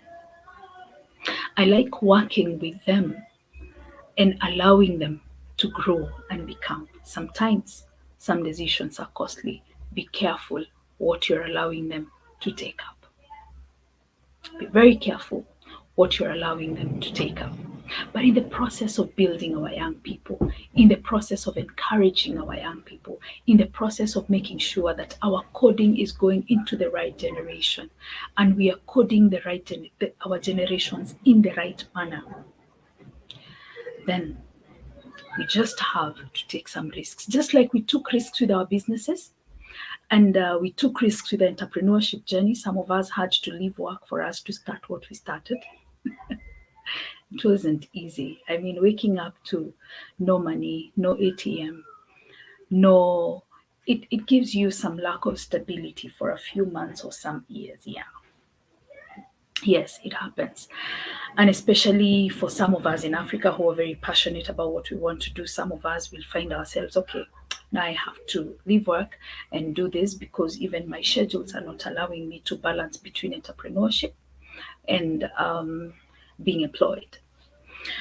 So the truth is, you need to walk a journey with the young people around you for them to find value in themselves. We have a generation of people who resilience have left the world, and we need to really bring them back to that place and help them build their resilience, because there is no entrepreneur without resilience. There is no entrepreneur without patience. But you find our young people, they're very microwave people in terms of whatever they want. We have landed, unfortunately, to a generation that feels. Today, someone wakes up and feels, I don't feel like. And those are some of the challenges that we are also facing as entrepreneurs in our work when you want to employ the younger generation. Then you sit down and you're thinking, oh my God, I have invested so much of my time. I have invested so much of my energies in this. I have done so many things in my life to make sure that this is working. And this person just comes and sleeps or says they don't feel like working today. It's not a nice thing. But yet, this is the product of what we are. This is the product of what we have been creating in our homes and in our systems. So before we point a finger at our young people, and before we say, this is not working, before we say this generation is like this, have we gone ahead and asked, how much time have we given to them? How much time have we given to this same generation to help them see things in the right way or in our eyes? How much time have we given to building their character, their resilience, their value system, so that they become better people? I want to believe that before someone judges, we need to first ask ourselves, what have we got to do with this? Because yes, we are quick to say this is the Generation Z, and yes, Generation Z is too fast. But yes, there is still something that we can do. We can all sit down and decide, okay, this is not going to work for all of us, but maybe there is something you can learn from them in their very quick way of doing things. And there is also something they can learn from you in your process-oriented game. So eventually, when we look at ourselves and our lives, we realize we're not just doing business to make money for ourselves and our children. We are here to do entrepreneurship and network and build structures that are going to live beyond us. These structures, these businesses, they need healthy human beings, because your health is your wealth. If your mind, your well-being is not healthy, then something is wrong, or something is likely to go wrong. When your physical well-being is stable and you're not spending more time using your insurance cover because you're having pain here and pain there and uncomfortable here and uncomfortable there, and doctors are not telling you take it easy, then you get to realize that, oh wow, there is so much you can be able to do. You become more productive. You become better in your way of doing things. And therefore, that is why your well-being is very critical at any one time in your life. And finally, your legacy. Your legacy is everything. And you don't start working on legacy when you're like 3 years or 4 years about to exit from the stage. I do a lot of projects, and one of the things that I keep doing is that, especially programming for communities, we do interventions at community. We are having some interesting products around mental health at community level, trying to reduce the suicide rates at our community level. Because we notice we're having a lot of suicide cases in communities, and especially men are dying more of suicide. And so one of the things we look at is we look at an end-to-end programming, where we ask ourselves exactly what do we want to achieve? And then we ask ourselves, what is the sustainability in our programming? What is that thing that even when we leave the community, we can come back 5 years and still find something growing and working as a result of our implementation? When we do that, I'll tell you what we do. We start thinking about our sustainability approach from the point of entry into the community. And therefore, we have markers and milestones that we weigh just to make sure that every other component of our project or program rollout is carrying something to do with sustainability. So if you ask me about sustainability at 3 years, when I am about to exit the stage, it's not going to work, because sustainability starts from the time you start thinking about your business idea and how you start rolling it out and how you start engaging with people, how you determine your target group. All these things build up towards sustainability. Sustainability is part of your legacy. I know people have used sustainability in a very bad way. But I keep saying, if there is transformation that my work is going to bring at community level or with different people or in the lives of different people, will that transformation live beyond my encounters with these people? Will it live beyond my work at community level?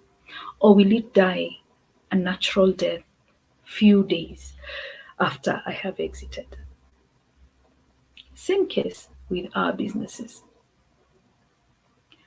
Every business model needs to have some ongoing concern component, where there is something that makes you keep going on beyond your work. But you know, I live in this side of Africa where some of our best businesses died with the owners. When the owners or the vision bearers of these businesses died, their businesses died too. Very beautiful concepts, very great ideas, awesome, great impact that we were seeing, transformation in some systems that had become a problem and a menace. Very awesome and impactful entrepreneurship ideas. But the minute the owner goes down, the business goes down. So I want to ask you, would your business die if you died today? Have you set up systems and structures that would prevail against any storm in life beyond you?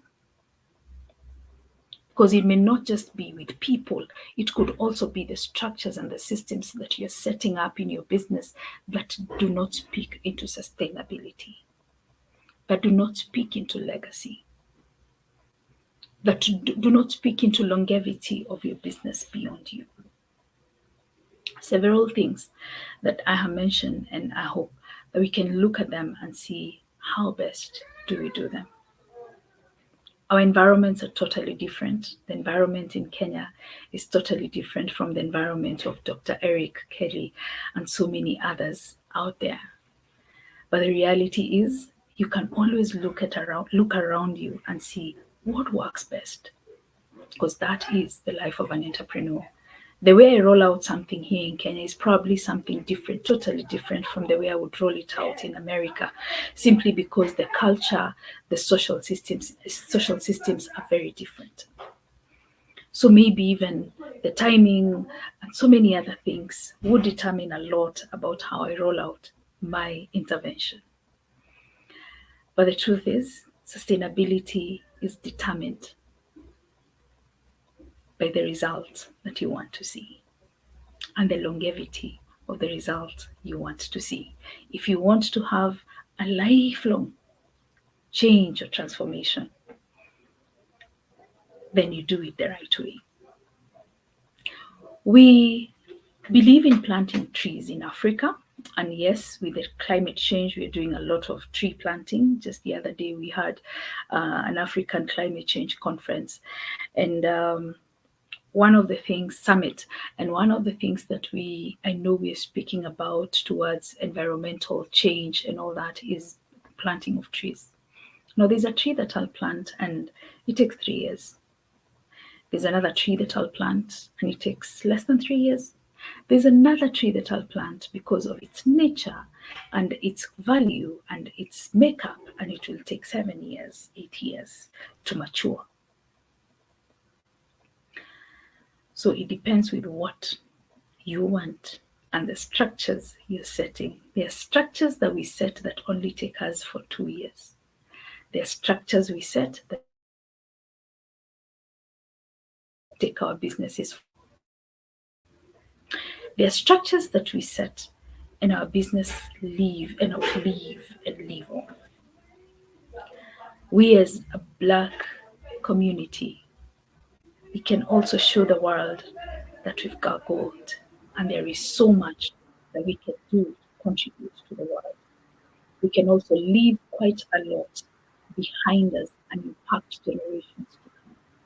Think of the many people that have gone before us and have impacted our lives, and see what they did differently, and see how to make sure that you're having your sustainability ready and your legacy right at the beginning. I noticed that you've come back. I'm happy to see your face.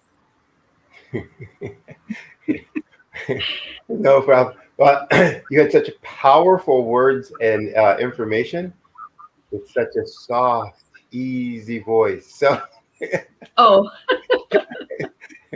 thank you. It's like one of those things where it's like, I know they're telling me to work harder, but they said it so nicely. So I really want to thank you for all that you had. I know folks got a lot out of that. We appreciate you at the Black Business Network for coming on and sharing your knowledge, sharing your information. Hope that you'll come back again. Tell folks what's the best way for them to get a hold of you if they want more information to work with you. Mm-hmm. Thank you so much. I am on LinkedIn as Faith Nashipaye. I am on Twitter as Faith Nashipaye. I am also on Facebook as Faith Nashipaye. But I'm also on Facebook as TCO Africa. TCO Africa. That is at TCO Africa. That is at Thriving Communities Africa. Mm-hmm. I'm also on Facebook again as Thriving Families Kenya. A lot of our work where we do with Thriving Families Kenya, we also get to contribute to the NGO, which is Thriving Communities Africa, where we really deal with young men at community level, young boys, and also men. And we do a lot of advocacy in our country and beyond. Then on Twitter, you can also get us on TCO Africa. Then on LinkedIn, you can also get us at TCO Africa. Okay. Oh. Good. All right. So again, thank you very much for all the info. Look forward to having you back again the next time. And as we say, genius is common. I'll see you on the other side. Thank you. Thank you so much, Sydney. Thank you for having me. Thanks to Dr. Eric, and thanks to my good friend, Unisa Kamara, who has been a great link towards this. And I truly appreciate every business person who's doing great things out there. Let's do it, and let's do it very well. God bless you. Bye-bye now. Bye-bye. How many times have you been asked to help someone you didn't even know, a student, a business entrepreneur? Or did you ever even ask, where did they end up? That business, that friend, that entrepreneur. Well, just maybe they ended up in a gang, bankrupt, homeless, or worse, dead. Maybe they turned to crime, drugs, and alcohol. Did you ever wonder? Did you destroy their dream, or was your life always so easy? At the Black Business Olympics, we started a movement to help students complete. Give them hope and foster success. Help them to leave their dreams of providing laptops, computers, and up to $5,000 in scholarship funds. Today, we ask you to help a student, a business owner, or an entrepreneur to realize their dream by sponsoring them, supporting them, and buying from them. Consider this. With $1.6 trillion in our Black community, we only ask for a small donation for our students, our businesses, and our entrepreneurs. And you can change a life today. So I ask you, what are you going to do? Sit on the sideline and watch our students in high school be leaders, miss out on their dream from lack of resources? Or are you going to donate to the movement and change their future and yours as well? Give us a call today at 919-308-9090. Change their life by investing with action to the Black Business Olympic Fund. The Black Business Olympics, one of the largest business showcases of Black business in the history mastery of the world.